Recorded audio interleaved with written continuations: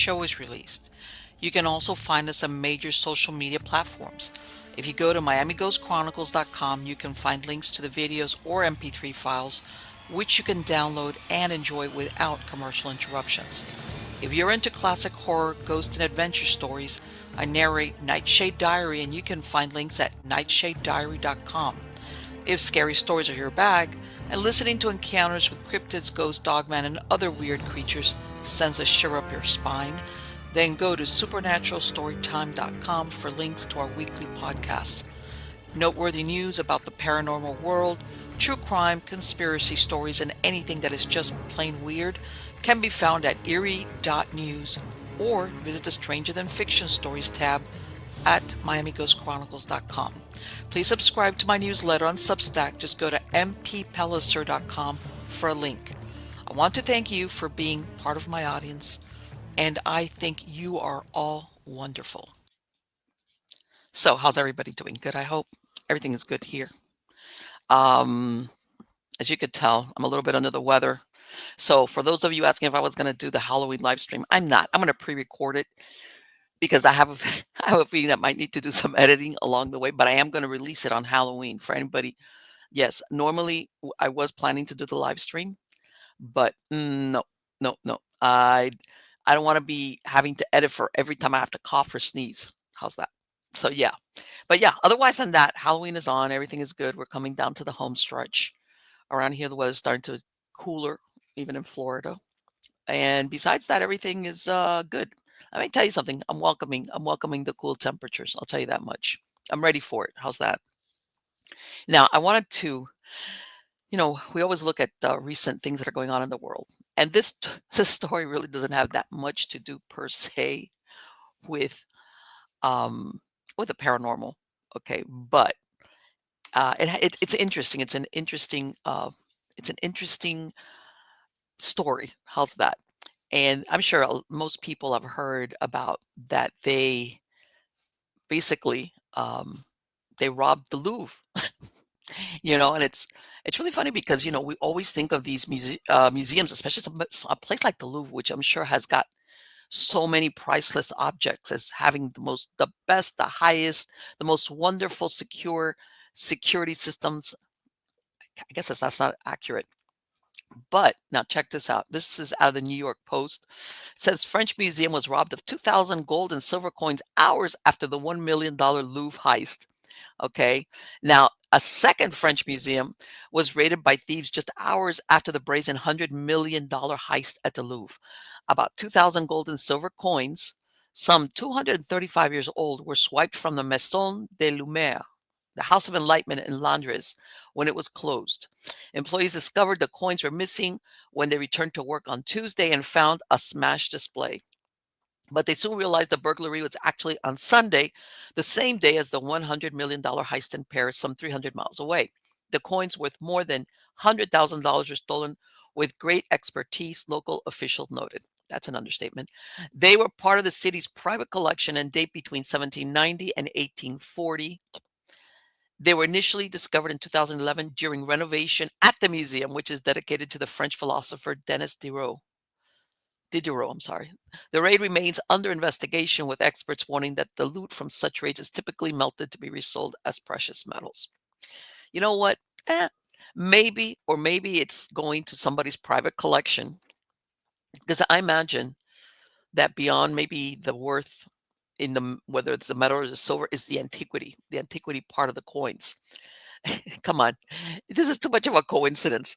Somebody knocks off the Louvre, and at the same time, they steal this. Somebody is out there is like thumbing their nose at the French authorities, saying, "Wait a minute, two for the price of one."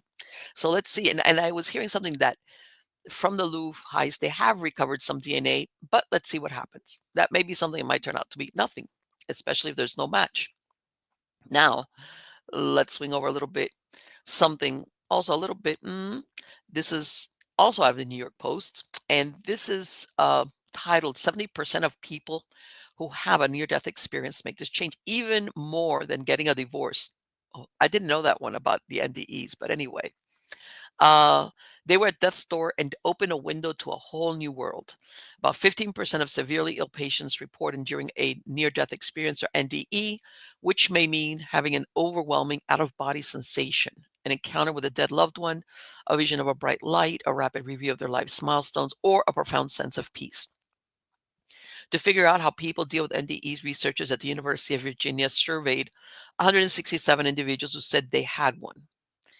One major coping mechanism stood out among the rest. Almost 70% of participants report a shift in their religious or spiritual beliefs and their fears of death in the aftermath of their NDE. My NDE was considerable, one participant wrote in the questionnaire. I know I'll never be the same person, so ongoing reflection, inner work are needed daily. Others use the occurrence to reevaluate their personal relationships, with over 20% reporting divorces or breakups, and even more weathering relationship challenges or breakdowns. And isolation and loneliness were recurring themes among NDE sufferers. One survey participant called their NDE a double-edged sword. It was an incredibly transformative experience that they had kept to themselves for fear of being judged. The researchers said 64% of participants reached out to mental health professionals, spiritual advisors, or online communities, with 78% finding the support helpful. The more intense the NDE, the more likely the patient would be to seek help. The problem is that many had trouble finding suitable support. One church told a participant, "We don't do that here," and difficulty discussing their experience when they did obtain help. All right, blah, blah, blah. Now, this obviously is going to become more common with all the methods that are to resuscitate somebody. Before, in other words, they have so many techniques to keep somebody breathing, their heart, even the defibrillators, ways of keeping a person alive. Whereas before, a few years ago, that's it. There was a certain threshold that they weren't going to come back. So obviously, yes, I believe there are more people with NDEs. My only problem with this study that they cited was these were self-reports. In other words, these 167 persons said they had an NDE. All right. And I'm not saying that they were lying, but how do you know they did? How do you know those participants really did have that? I don't know. I know that Dr. Moody years ago was the first one I think that delved into that, but I think he was doing it for people that had actually been in the hospital or something. In other words, that had a medical emergency and they were thought to be gone and then they came back. But otherwise, yes, I had heard of that it does change you. I've even heard that people that were nasty don't become unnasty, things like that. But something to consider, all right? Because you know what? There's more to us than meets the eye, believe it. It is. Now, let's get on to the good part. The good part is, who is the guest here at Stories of the Supernatural? This is his first time here. His name is Russ Tanner. He's a 40-something-year-old male born in New York, raised in Florida, but living in Maine, and educated as an electronic technician. He has an associate's degree and ISCET license. His work includes designers of embedded systems, which are small self-contained computer systems, technical director for lighting and sound for theater, and an herbal nutritional researcher and slash co-writer. He's been successfully self-employed since 1997. So in other words, he's a computer programmer, a website designer, musician, sound engineer, and IT manager. Okay, now his health is suffering daily from chemtrail spraying, and that's what we're going to talk to him about. Because I think now is that people are really starting to become aware exactly that it's happening and what are the effects of it. Help me welcome him. How are you doing today, Russ? But enduring. I've been enduring for a long time, so it's great to be here. Thanks for having me on. On the contrary, let me ask you, how did you, because I'm reading your bio and you sound like a real techie, for lack of a better word. All right. You sound like an analytical tech type, even though you do have a creative side. How did you come across this information as far as the chemtrails or the impact it has on people? Well, it was thrust on me. Actually, I was living in Western New York, in Jamestown, New York, in 2005. Okay. I live in Maine now, and suddenly one day, I had a view out my office window because I work from home, Mm-hmm. and I could see the whole town from my window. I could see the sky, at a really nice view. And I started seeing these lines across the sky one day all of a sudden. And I've been a sky watcher all my life. As a kid, I was into jets, rockets. I collected pictures of jets. I could tell you the fighters, the military fighters and commercial jets. And I was into all that. And I'd never seen a trail come out of a jet ever in my life, except for at an air show where they do it intentionally. So it was thrust upon me because this one day in November 2005, I saw these lines start forming across the sky behind planes. And this Okay. was really, really unusual for two different reasons. The first reason was that in Jamestown, you don't see planes in the sky Okay. because there's no big airport. The only airport they Okay. have can only handle small planes. It can't Sure. handle a 737 or typical commercial jet. So Yeah. you would never see jets in the sky. But all of a sudden, in November 2005, there were all these low flying jets that came across in this one day all of a sudden. And I started tasting metal in the air, very, very strong, Wow. started burning my sinuses. I got a headache. I started sweating. I had 3 employees at the time. They all worked out of my house. And, and we have an employee meeting at the end of every day. And I canceled the meeting. I said, I feel absolutely horrible. I don't know what's going on, but I'm tasting metal in the air. And I went outside. My 2 employees stayed after work and were looking at all the trails in the sky, saying, like, what is this? What's going Right. on? And I'm like, can you guys taste the metal? And 2 of my 3 employees could taste it, but Okay. a large number of people cannot. So that was my big introduction to it. Right. That you thought, okay. And I understand what you're saying because where I live, I don't have a major airport. All there is like a small airport, for private planes and things like that. So again, like you said, something like that will catch your eye if you see that happening. How far, now that you've done some research on it, how far back have they been doing this thing with the chemtrails? Well, it started happening in mass in 1995. Between 1995 and 2005 is when people started reporting it in large numbers in cities across the United States. So during that 10-year period is when it was Right. really rolled out. Before Okay. that, there were a few people that I know who lived like near skunk works or military operations where they actually saw them before that period of time. Okay. Okay. But there's like only a couple places that I have any reports of people seeing it before then. And of course, me as a sky watcher, I mean, all the through elementary school all the way up, uh, I'd Right. never There's a lot seen. of people that don't do that. There's Well, a lot plus of I people. lived in the busiest airspaces in the world. I grew up in the Tampa Bay, north of Tampa Bay. Mm-hmm. Lived in Rockville, Maryland for a while. You could look up and there's never where there wasn't a jet in the sky. You know what I mean? Yes. So Yes. yeah. And that's the thing that I think more, like I said, yeah, people will look up, but even then, they don't. What you just described was like, wow, that's weird. These jets and this trail, and then all of a sudden I taste that. If you live in a city, forget it. You're never going to catch on to that. But which is, and then I had heard that some people think that I guess what shoots out of the plane's engines, dispelling it, and I've heard that that's not accurate. No, no. This is a lie that the government's telling people. I mean, I've known about this stuff for years. I mean, I like I said, I was into this stuff when I was in, seventh grade. Right.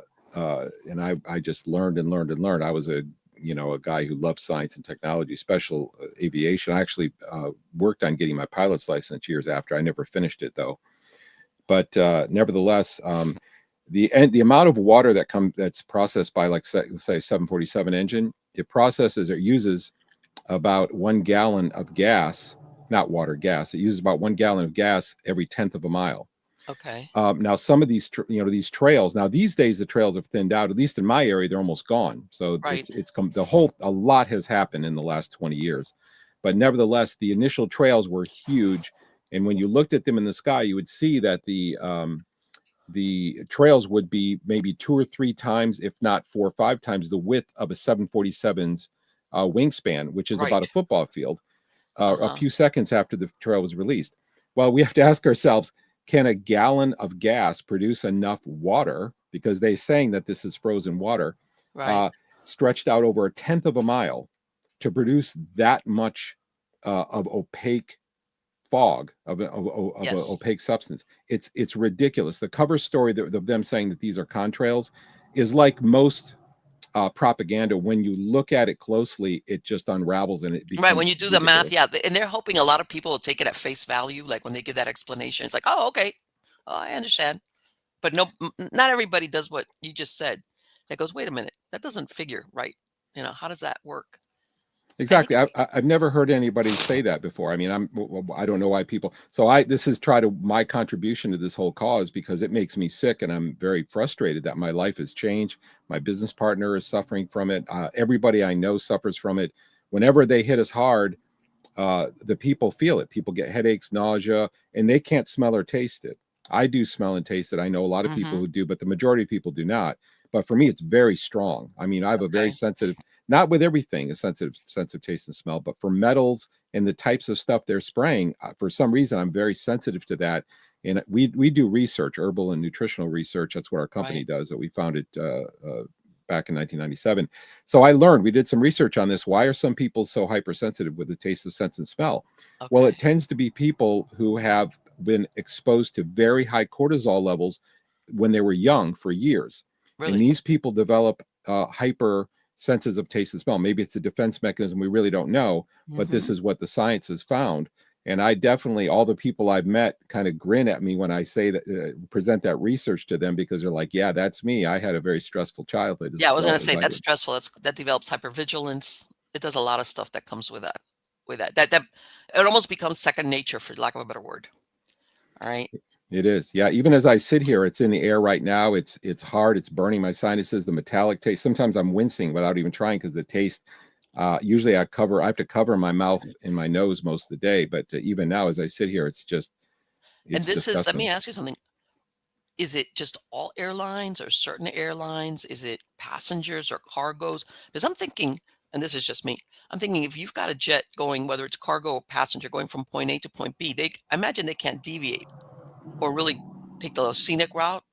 What have you found as far as who who does that or who takes the pains to do that? Yeah, well, as someone who can smell and taste it, I did the research. I did 3 years of continuous time lapse, almost absolutely continuous. Ended up with massive amounts of pictures that I assembled into videos using my tech skills. But here's the thing that I found is that the commercial jets do not produce the taste and odor of stuff in the air. They produce trails, and they started Okay. producing trails at the same time military jets did.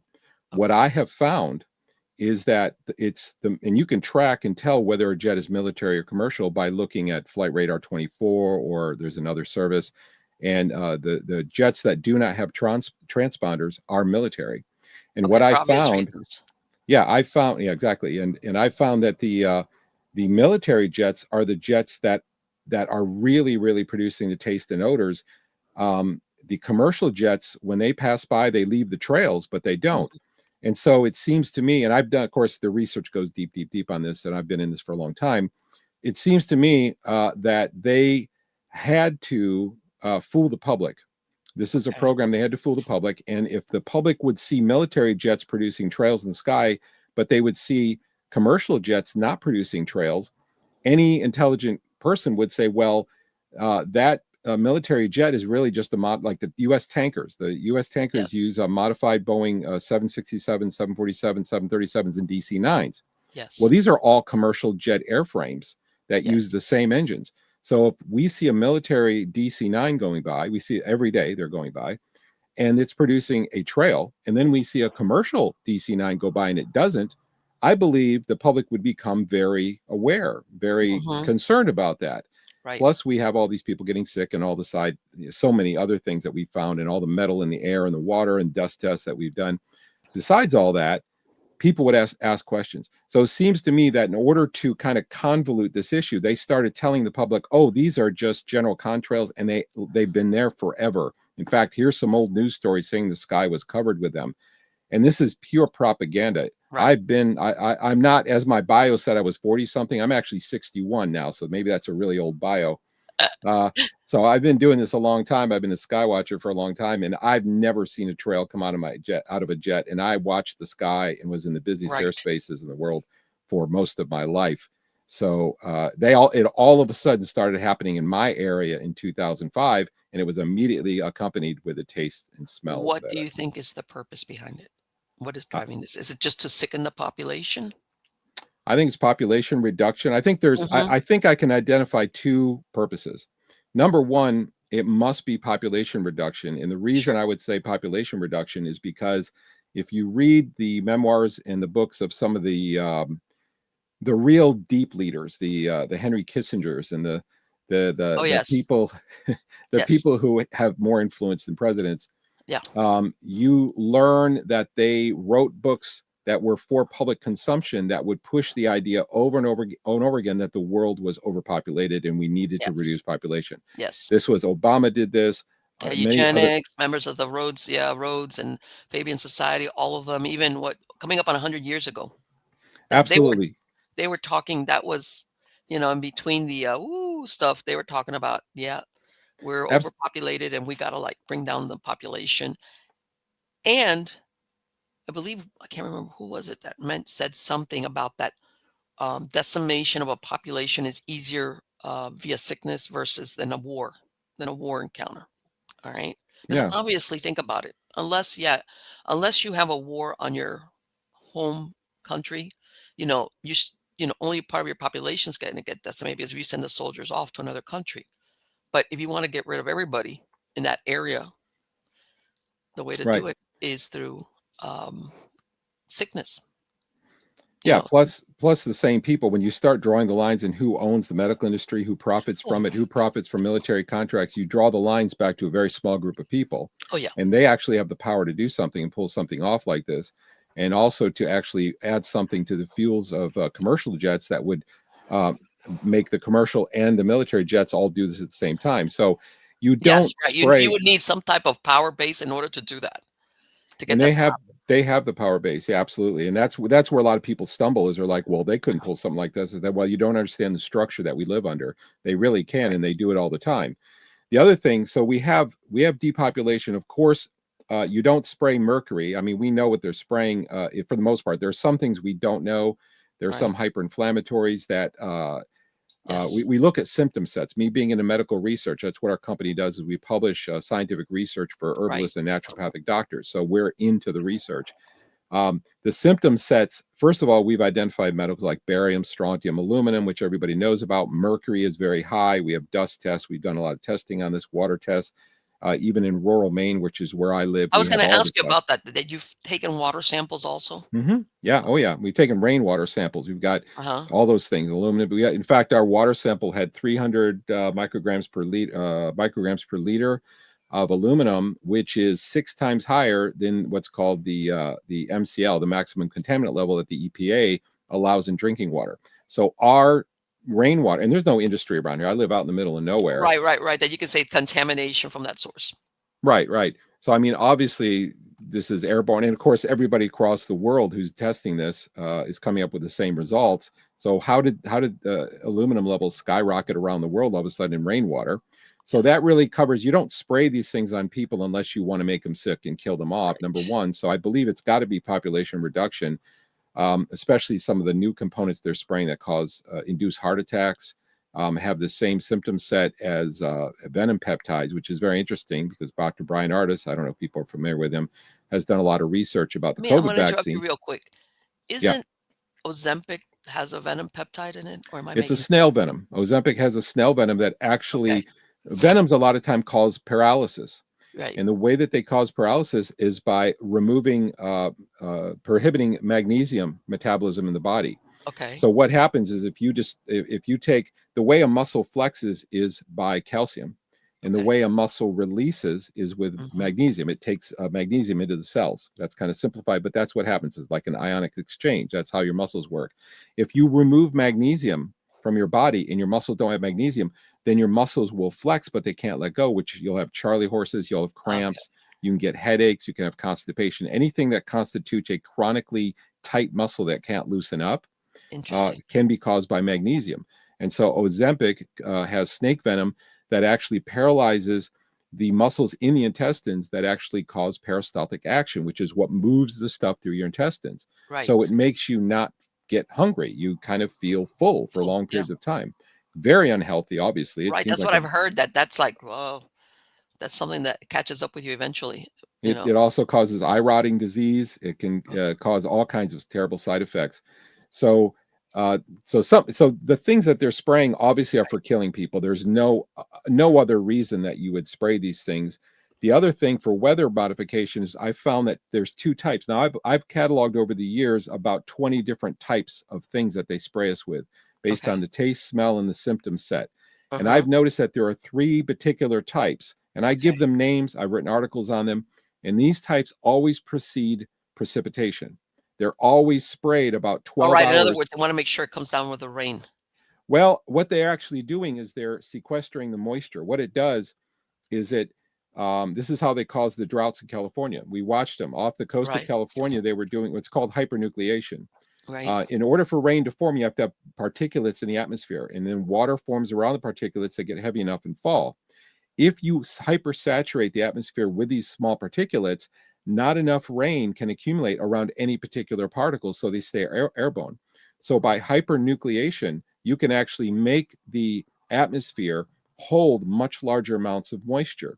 And they okay. did this off the coast of California. This is before the California droughts for years. They Right, caused this. right, They would hypernucleate the air, then the moist air would be carried and it wouldn't fall on California, which is important for agriculture, of course, because California right, is a huge agricultural state. The rain would go to the north, to the Midwest, right. central U.S., and fall, and then cause terrible flooding.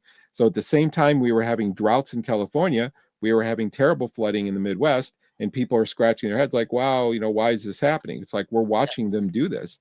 They're spraying three particular types that I can taste. They have distinct taste and smells to them, and they are so consistent that I can tell you if we are having one of those three types in the air, I know that I can look at radar and we have incoming rain.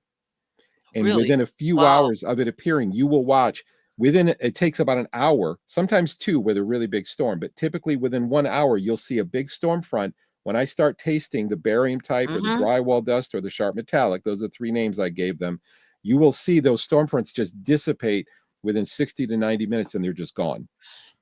Do you do they do any type of distribution seasonal, like certain ones at certain times of the years, or no? Or is it could just be No, not I haven't noticed that at all. No, it's not seasonal at all. I noticed that I do notice patterns, like they spray okay, inflammatory. They have a couple inflammatory types. I call one the inflammatory type and the other one called the neo-inflammatory type because it's one right. that came a few years later. The neo-inflammatory type causes tremendous heart and lung inflammation, and I believe it's what's causing the epidemic in children of it's the number one childhood disease right now, depending on the source you look Yes. at, for Yes. asthma.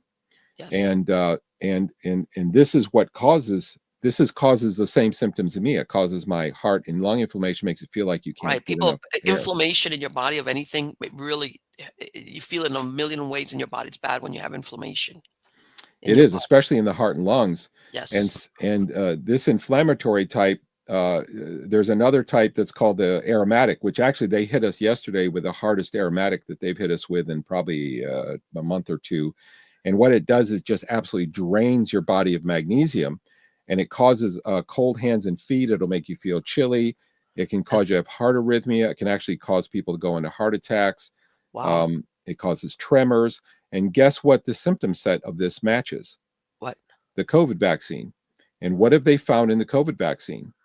In the They have COVID vaccine, Dr. Artis reported that they actually did genetic testing and found the bungarotoxin from the crate snake. And what? I didn't know that. this was not in every vial. It was only in certain Right. lots. Yeah, They, certain they ones. didn't Okay. put in every vial because they're too smart. Then everybody Right, would, right, right, right. yeah. It's like lucky you if you were the one that got it. Right, exactly. So he found those toxins, and I started researching. I'm like, you know what? They they claim to have created all of these vaccines, in just a few months' time, and get them off the 300 million doses in a very short period of time, which is not possible. I know how assembly lines work. I know how you have to set up these lines. You have to prepare your materials. It's another one of these lies. It's like you can't set up that kind of production line in that time. Obviously, they have been producing this stuff before and stockpiling it. Wouldn't it Mhm. be interesting is that the way that they produce snake venom peptides are using things like bacteria, like E. coli, and they Okay. use what's called CRISPR technology, and they Okay. genetically modify the bacteria, and so the bacteria will start to produce venom peptides. Well, That's when you have interesting. this mechanism where you can actually produce massive amounts of venom Right. peptides that you're planning on using in the future, you've already got Right. You're not. They're not going in there milking, venom from snakes. They're basically, like you no. said, they're producing it with a CRISPR and really quick and for large amounts. That Exactly. is They have to have a way of producing this in mass amounts. And so it's like to me what they probably were doing, and I don't know for sure because I don't have an insider to tell me this, but right. I'll bet probably because the symptom set matches, and boy is it strong, they probably began producing this stuff in maybe the early 20 teens. We started getting hit with it around 2014. Is 2014, Okay. 2015 is when we started Right. getting hit with that aromatic type, which drains the magnesium out of your body. And so I bet they were starting to get the stockpiling, and they knew they were going to do the vaccine. They knew that they were going to put this stuff, and this was all planned far in advance, but Right. they Yeah, had to have that's the what it sounds like. stockpiles. So they had the production line, they had the bacteria, they had the vats, they had this stuff takes years to set up, Mhm. and so I figured they probably said, "Well, we've got our production line. What we're going to do is we're going to aerosolize a lot of this, and then Right. we're going to use and put this in it. We're going to create an emergency and then inject it directly into Right. And people." this is the symptoms. This is what we want to create, these symptoms, so that we can address it this way. And because also what you're describing is, besides that, they're doing weather manipulation. In other words, in order to deploy this. So it's a whole range of things. We're talking here the chemtrails, weather manipulation, and then of course there it's and I think that's what gets to people, Russ, that I think people have a hard time thinking who's going to be, for lack of a better word, so diabolical, like for years in advance. You're going to do exactly what you said, the planning, the logistics of this is what we need, this is how we're going to get it, this is where we're going to keep it, and whatever, whoever people sometimes I think people have a hard time grasping that concept. Like, Yeah, who would do that? I think we need to get over that as a world. Yeah, Our history of this world is absolutely filled with that, and most of them went to governments. yeah, This is the thing that people like that. Sociopaths and psychopaths are drawn to power, and so when you centralize power, they naturally go there. And it goes much deeper than that, though, because you can talk about secret societies, you can talk about all this stuff, and it sounds very conspiratorial. But as somebody who's researched this, I've been in this since 1985. That's when I began learning about this stuff. I'm like, this is all real. I mean, there are conspiracies, and I know they use that right. a Like a bad word, word kind of deal. yeah, to demonize people. And it's like, if you don't believe in conspiracies, you're very, very ignorant of the history of the world. The history Right. of the world is absolutely saturated with conspiracies, and that's how most people have gotten into power. Most large parties or groups get into power. They have plans, they do things in secret. It happens all the time. It happens all the time now, and it's just part of the way the world works. So Well, then this is the thing. Most people don't realize that you want to call it germ warfare, whatever. Okay. This has been done since ancient times. Obviously, not the same way, but as a matter of fact, that there was the scourge of the Black Death or the plague in in medieval Europe, and basically it came about because the Tartars, which at that time the Mongols, they were killing everything in their way. Basically, they were uh, either throwing infected bodies over. Let's say if they were sieging a city, people were in there. They would, if they had sickness among those that they had among them, they would catapult them over into the over the walls. And of course, these bodies, what happens after that is that it contaminates the water. As a matter of fact, um, what was it? I can't remember what city it was. It was like either Byzantine or one of those. The Venice, they left. They got out of there, and with them they brought the what would become eventually become the Black Death that decimated. But that idea of using germ warfare, the only thing is back then it wasn't used on the populace intentionally. It was used for war, and then of course collateral damage was, if you live somewhere, you're done for. But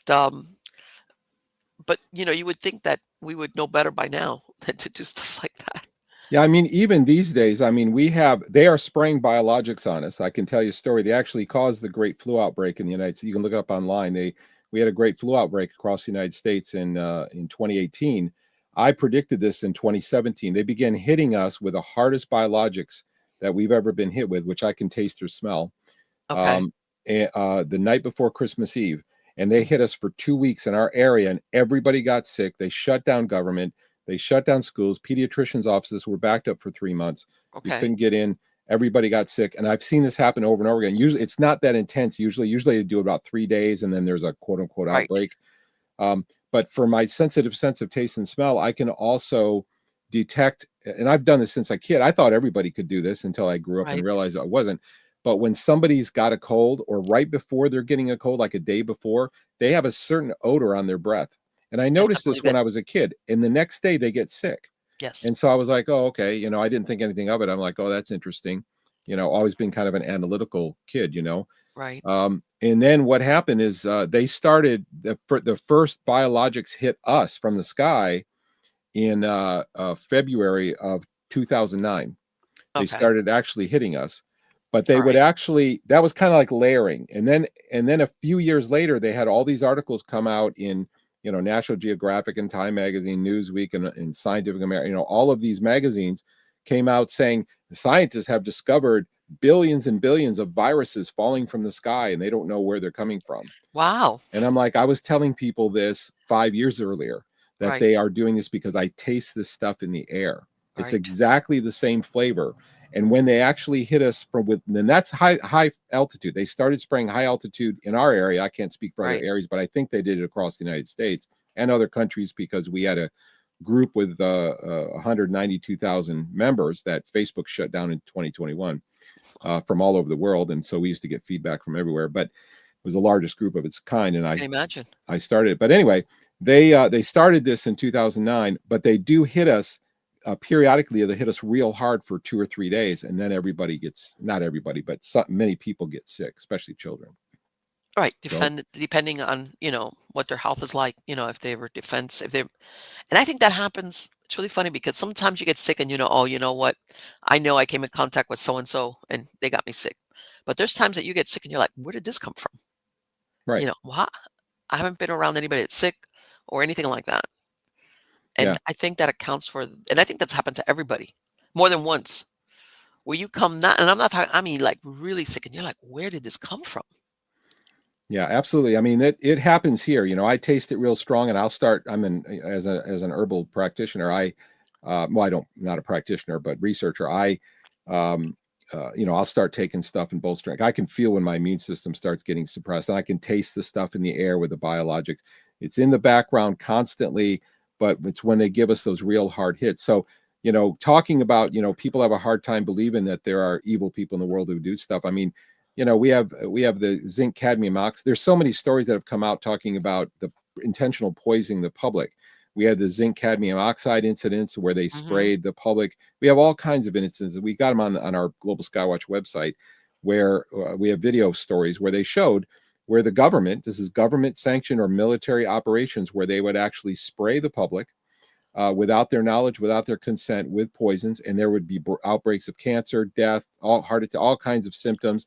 And the military never would tell the people, and then they'd get caught because there was a whistleblower. Somebody did, finally they get caught. So there are a number of instances when the military or the government was caught doing this. Imagine how many times they've done things and have not been caught. But Oh, even beyond that, think about the toxicity of mercury. yes. Mercury is considered the most toxic non-radioactive substance. It is Yes. incredibly toxic to the body in very, very small amounts, but yet they add it to vaccines. It has been added to That's vaccines. incredible. When people learn about that, they're like, what? Yes, Yes. they put it in amalgam fillings. And what I want to tell people is that this is not science. A real scientist would not add a known super toxin to a substance that's going to be injected in your body. Of You course. cannot do that without having an absolutely diabolical reason, Yes. or Yes. amalgam fillings, or red tattoos. Some of the red inks and Really? tattoos, not You're, all of them, but some of the red inks are derived from cinnabar, which is the red ore of mercury. Or Right. guess what? CFL light bulbs. Why did they get rid of all the incandescents? Because they wanted to save electricity. There's always an ulterior motive when you Right, research right. these things. CFL light bulbs, if you break a CFL light bulb in your house, the mercury that will come out of a CFL light bulb, even after an EPA approved consumer cleanup, is so high that it would shut down a factory. And this is not me saying this. The state of Maine What? actually conducted a study, which they have posted on their website, which I've also posted on my website. We actually took CFL light bulbs, we took other light bulbs, and we did our own test using a Jerome mercury vapor meter that we rented. It's a Okay. $15,000 vapor meter. Our company, our small business did this. And we rented this meter for a few days and we measured things. And we actually measured the vapor coming off of broken CFL and broken light bulb. So if you go to buy a house, you have no idea if you're Of course walking not. into a disease-causing factory. Of The course only not. way to get the mercury out properly is to have a commercial. You need about a $2,000 industrial cleanup that's done properly. If you follow the EPA's instructions. Now, and what I just said is very important, is that these measurements the state of Maine did that showed mercury vapor at levels high enough to shut down a factory were taken in houses, in a simulated house. They actually built a simulated living room and other rooms for the state of Right. Maine testing they did. After the EPA approved cleanup, the mercury vapor levels were high enough to shut down a factory. You know what? And it's true what you say. Sometimes, you know, like they say, follow the money, but sometimes it's not a money thing.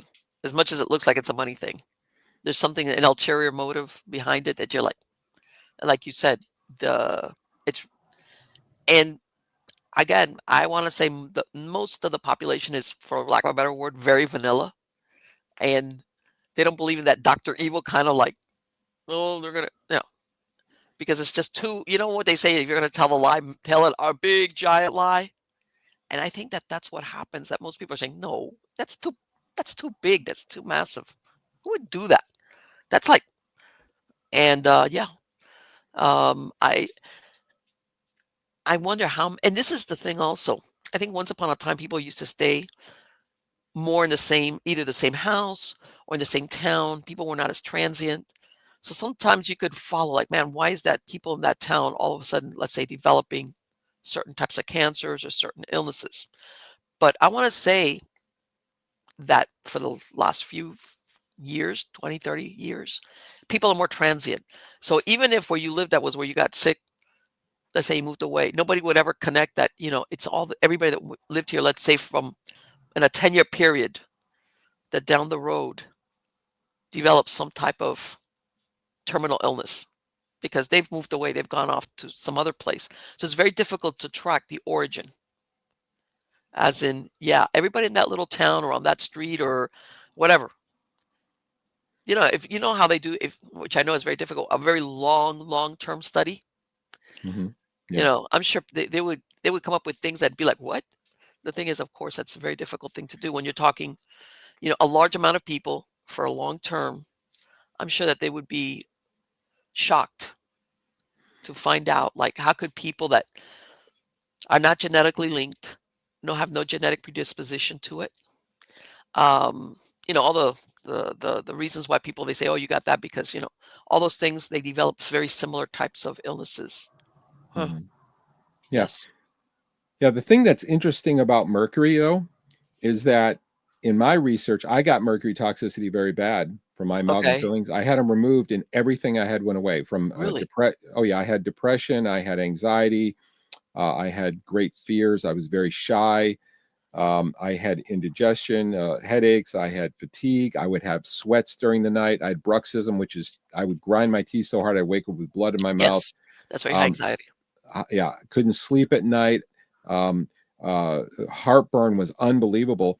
I had my amalgam fillings removed after doing research and finding out that finally, after being 5 years of illness, and no doctor could figure anything out, of course, Sure, of course. I started researching it. I had my fillings out. Everything was gone. 85% of those symptoms were gone in 24 hours. Okay. And within 3 months, everything was gone. And I felt better than I had ever felt my entire life. My memory had gotten really, really bad. Yeah, of In course, fact, it's in your head. huh? Oh, No, it that when does. you yeah, it's in your head. D Mhm. Yeah, I mean, it's Do they still make fillings with that or no? oh yeah. In fact, if Oh. yeah, I mean, half the dentists, almost 50% of the dentists in the United States still use it, even though it's been outlawed overseas. Mm-hmm. But the big thing about mercury is that because it is so ubiquitous, it is everywhere. It is in vaccines, and now they're Yes. spraying it from the air. Um, but even before they were spraying it from the air, you could actually trace back about 85 to 90% of diseases in the United States were associated with mercury toxicity. Now, this is stunning for people to say because, as my father once said, he would say, "Why do you always trace back everybody's symptoms to mercury?" I said, "It's not that way. It's not that I'm trying to trace everybody's This is symptoms where back it's to exposed. mercury.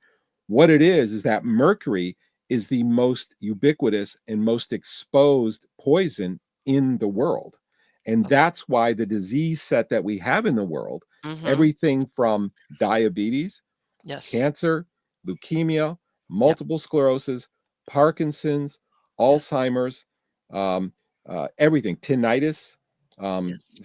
disease, cancer, all kinds of things. Even like simple things like maybe indigestion. I had terrible heartburn after I eat. I didn't know what it was. I was crazy. I had to take supplementary digestive like hydrochloric acid when I ate Right. because otherwise because it's a low acid condition that causes Yes. heartburn. Most people think it's unintuitive, but it's because of the gas that rises up and then it burns your esophagus.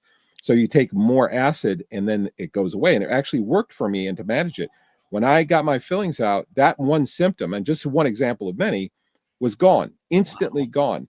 And the reason is twofold. Number one, mercury has a very strong affinity for chlorine.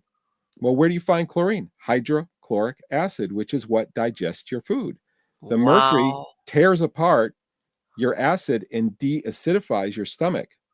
Number two, another thing mercury does is it actually shuts down the production of secretory A, which is a substance, which is the largest, the most important substance in the largest part of your immune system, which is in your gut. Your gut immune Yes. system is your most important or your first response, and it shuts down the production of secretory. And this is why autistic children, like Dr. Boyd Haley, he's a researcher I love to follow. He's got some great work out there. Uh, he says every autistic child has digestive issues. Why? Isn't that interesting? Because of mercury. That's what mercury gives you, digestive issues. And now by spraying it from the air, everybody has something, has all kinds of Yes. mercury symptoms. Right. Yeah, You hear all these, you know, when you've been alive for X amount of time, yeah, Crohn's disease, this inflammatory, all these different digestive or inflammatory responses. Everybody's always, well, what is this? This is what, I mean, yeah, every once in a while you had somebody who just had some type of, bad digestion, but that was very seldom. It wasn't a common thing. Now everybody's like, all right, why are so many people suffering from, and by the way, not elderly. This is just people young, middle-aged. They all have some type everybody. of digestive problem. Yeah, yeah, absolutely. And I mean, mercury affects every body system. It will make you, and this is where it's hard for people to understand about anxiety, fear. I call it the fear drug. It actually changes your hormones. And if people have a hard time believing that mercury could change your emotions so fundamentally. I mean, Uh, I was so depressed. I mean, I had such terrible depression for years, and the mercury came out, and I was like, it's gone. I wow. feel like a different person. It was like a different body. My body just got swapped out. And you start learning about it, and you find out that people who have a hard time believing that mercury could cause this, think about cocaine. Why do people Okay. take morphine? Why do people take recreational drugs? It completely changes your emotional state. Why? Yes. Because Yes. it changes your body chemistry, because emotions are largely derived by body chemistry. So Yes. you change your chemistry, you change your emotions. Mercury interferes with all of that. Yeah. And as everybody knows, that's where that term Mad Hatter came from, because the Hatters used to uh, use mercury when producing the hats. They would cure the felt with a mercury vapor. The That's mercury. right. And That's they where you got became the that. Mad Hatters. And what do Mad Hatters? They act mad. The word idea of madness is you're Yes. hyper, you're Yes. always bouncing off the walls, and that's what mercury does to you. Yes. And I've Yes. been Yes. there. I have been there. I know what it's like. I Let know me what it's ask you, like. do you have you come across, besides the mercury, now that you're talking about digestion and so forth, anything having to do with parasites? Absolutely. Mercury is a very strong immunosuppressive. And Okay. so what you have is you have what are called opportunistic infections like Lyme's. Right. Why Mm, do people of Lyme all have mercury-like symptoms? It's so the symptom sets match so closely. And I believe it's because it's just the people who have Lyme's have gotten Lyme's because they have a chronically suppressed immune system, okay. and so therefore it's manifesting, and it's because of immunosuppressive mercury. It reminds me of like another symptom I had before I had my fillings out is I had, and this was gross. I hated it. It drove me nuts because I was always very concerned about how I looked and being in shape and working out and Uh-huh. cycling and playing racquetball. I grew up in Florida, so I'd go out and do the sports. Right. I would have white tongue, and it got Okay. worse and worse for 5 years. From 1995 to 2000, my tongue just got whiter and whiter, and it Okay. was just embarrassing. And it's like, why do I have this? What is the problem? Guess what happened? After my fillings came out, had them all taken out in one day in Clearwater, Florida. Okay. 24 hours later, I woke up and my tongue was completely normal. And that Wow. would blow people away and say, how could Yes. that be? Because the structure, because mercury breaks down digestive enzymes. It breaks down enzymes. It prevents enzyme production in your body. The enzymes actually break down the film and Uh-huh. the candida Right. remnants that are left in your mouth or in your tongue, and then you could get thrush. You can Yes. get other things like that. When you take the mercury away, your saliva now has enzymes. It's enzyme Exactly. rich again. Mm-hmm. It breaks down that structure. And the reason I knew this is because I experimented once and I actually took digestive enzymes because I was so frustrated with it. I was swished with digestive enzymes, and it actually was the only thing I found that actually got rid of the white coating on my Interesting. tongue. And I was like, Yes. wow, that's interesting. And then eventually learning, putting the pieces together, saying, wow, that's how it went away in 24 hours. Right. And this Enzymes. is that people don't realize that that bacteria balance that we have in our body just as in our gut. Once you throw that off, it comes out in different ways. You know, that sometimes people don't connect one thing with the other. Now, let me ask you, and this is something recent, and I don't, when you hear stuff nowadays, everybody's become maybe unwillingly a cynic. For years, I had told everybody eat yogurt because the yogurt's good for your digestive system, for all the like the Bifidobacteria, though. Yeah. right, all that stuff. Then what was it, about a month, or they were saying that yogurt had some type of sticky substance, and I don't know if it's part of the yogurt or part of the production of the yogurt where it wasn't good for you. And I was like, "Are you kidding me? Now that I can't eat." I'm not a big yogurt eater, but you always hear the Mhm. probiotics and prebiotics, eat yogurt. Brr, brr, brr, brr. Now they're saying there's something that yogurt's oatmeal, and I can't remember what other food group has some type of sticky substance that would either, in other words, it wasn't good. And I was like, "Well, have you heard something along those lines?" I haven't heard that. And I would probably say two things in response to that. First of all, being in the research industry, my business partner is our prime researcher. She's absolutely Okay, brilliant. And she has had her face in books for decades, in okay, studies. I mean, there's nobody that you probably find who's more up to date on this kind of stuff. And what we discovered early on in our business, again, we started in 1997, but we actually began our research a few years before that. all right, Really intensely researching and writing the first book that we produced. We found out that somewhere between about 20 to 50% of scientific research is garbage. Uh, I I'm not kidding. When you this is a thing, and what know, they I know, do, I know, and I know, I know. what they do is they come out with this research Yeah. and they have an abstract at the beginning Yes, which either doesn't represent what actually happened in the research, right. or the research study itself was horribly designed. In fact, Yeah. it's so bad that it's designed for a particular outcome, and then it Yes. goes all over the world on the news, and they'll say eggs are bad for you, Right. and then five Now years they've gotten so later, many times swung both ways on that one that it's like, butter's bad yeah. for you, eggs are bad, milk's bad, and then oh no, it's good for you. 5-10 years Mhm. later, oh no, it's bad for you. Oh no, it's good. And so now we know everything you hear in mainstream media. You don't even believe it. If you really want to know, and unfortunately it takes a little work, you've got to go find the studies and then read the methodology and say, is this logical, or was this study a farce, and does the abstract even match what they did in the study? I know that they've found out even peer-reviewed articles they've shown that the peers reviewing it were like kind of like in other words, they were agreeing with it, but not really. In other words, just to say that it was peer reviewed in order to get it published. Yeah, or Whatever. ghostwriting.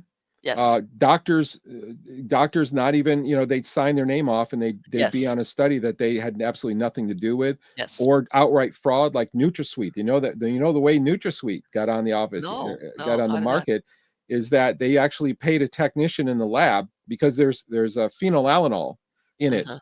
And of Right. course, NutraSweet, Searle was saying, oh no, phenylalanol's in bananas and it's everywhere, and nothing to worry about. Okay. Why is everybody up in arms? It's just an amino acid or whatever. Well, what they didn't tell you is that the phenylalanol, when it's unbound, is dangerous. It's when it's bound naturally, where it occurs Right. in nature, where it's safe. Right. But they don't tell you, and they Yeah. know this. Yeah. They know this. Lying by omission. But what they did is they paid a technician in their studies where they proved that the phenylalanine was safe, is they would give phenylalanine to rats. They did a rat study. Okay. And what they did is the technician would take the phenylalanine and mix it in with the rat food. The Okay. problem was the phenylalanine was in large crystals that were really hard like rocks. The Okay. rats would eat the food, But not the. leave all the phenylalanine, and then they would Okay. throw it all away. And the technician was paid $30,000. They were caught. This is one where they actually got caught. Was paid Okay. about $30,000 to not tell anybody. And Wow. then the outcome of the study, and this is why all the people who've been poisoned with NutraSweet gone blind, Yeah. heart problems, all kinds of problems that it causes. The methyl alcohol also, and the phenylalanine, and that's in NutraSweet, is all based on this study that was based on a bribe and was completely fraudulent. Why is this not on mainstream news? Why is this not Good everywhere? question. Well, Good we know question. why, because mainstream news is 100% filtered and controlled by the Oh, same yes. people that run the Yes. medical industries, that now Yes. run the I mean, military. you know what? There's days that it's like I go like this because I'm on my desk and I have a TV, and I just mute out another pharma commercial. It's like constant. It's like you know what? Mhm. I can't get. It's constant. And then I laugh, and I'm sure there's people out there going to laugh. They describe illnesses that I was like, what is that? How many people? I wonder how many people really suffer. Let's say in the population of the United States suffer from that. Oh, 0.1% or less than point. And it's that constant. And of course, they portray it, for lack of a better word, they make it look like being sick, or having a certain illness or disease. It's like, oh, but then you have all this stuff going on. And it's like, that's very misleading. And of course, I'm sure you've heard that. And because I've been at my doctor's office where you see the pharma rep arriving with bunches with goodies. You know, if you don't believe in that, go around like now, like the holidays, and see how much stuff they bring to the office staff. All right. Yeah, And not only that, but the kickbacks. I mean, vaccine yeah. kickbacks, Oh yeah. and pharmaceutical kickbacks. I mean, you can go online at a website and look up how much money, and many of these doctors are making 10, 50, 100 thousands of dollars. Well, they can't, Uh, from what I understand, some of them can't survive unless they follow. In other words, the insurance coverage or the insurance company, along with the pharma. In other words, if they don't prescribe a certain thing or even certain diagnosis, they don't get paid. mhm. So they're kind of forced into. It's a system of bribe. It's Yes. it's it's not just bribing people. The system itself is inherently based on bribing.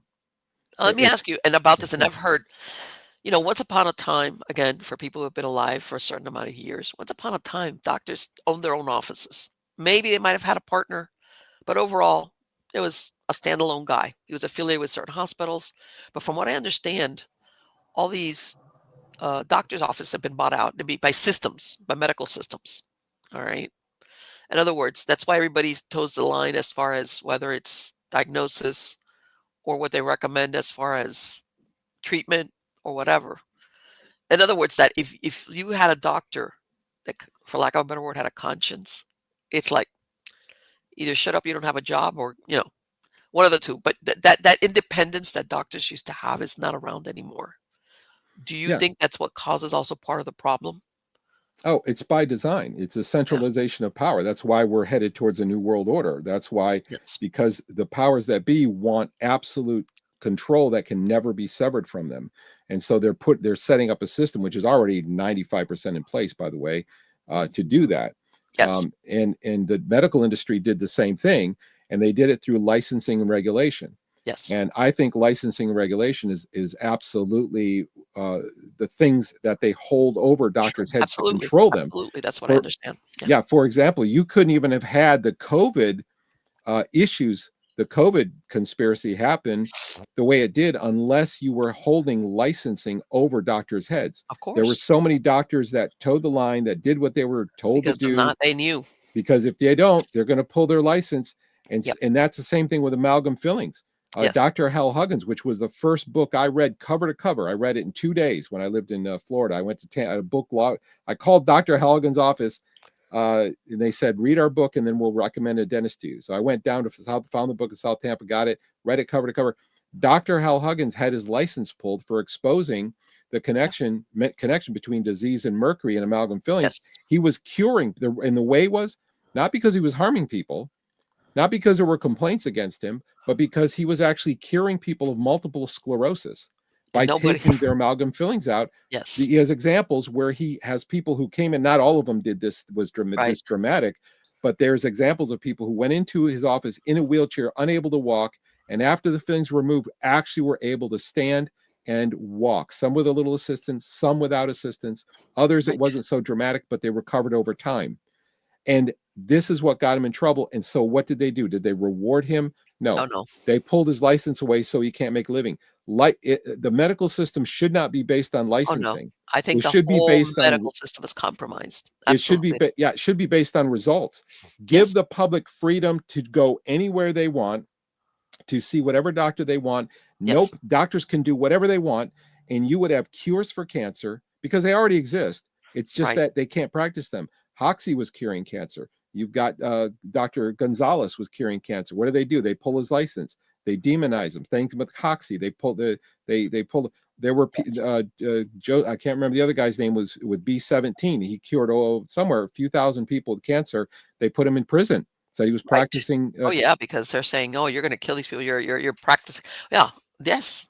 Yeah, And no that's complaints. And licensing is what is creating this yes. artificial monopoly that is not allowing the system of free enterprise to work. Let me tell you something, Let doctors unless practice. people Yeah, think this thing, and I'm gonna bring it up real quick, this thing of licensing, it's not just the medical field that's compromised.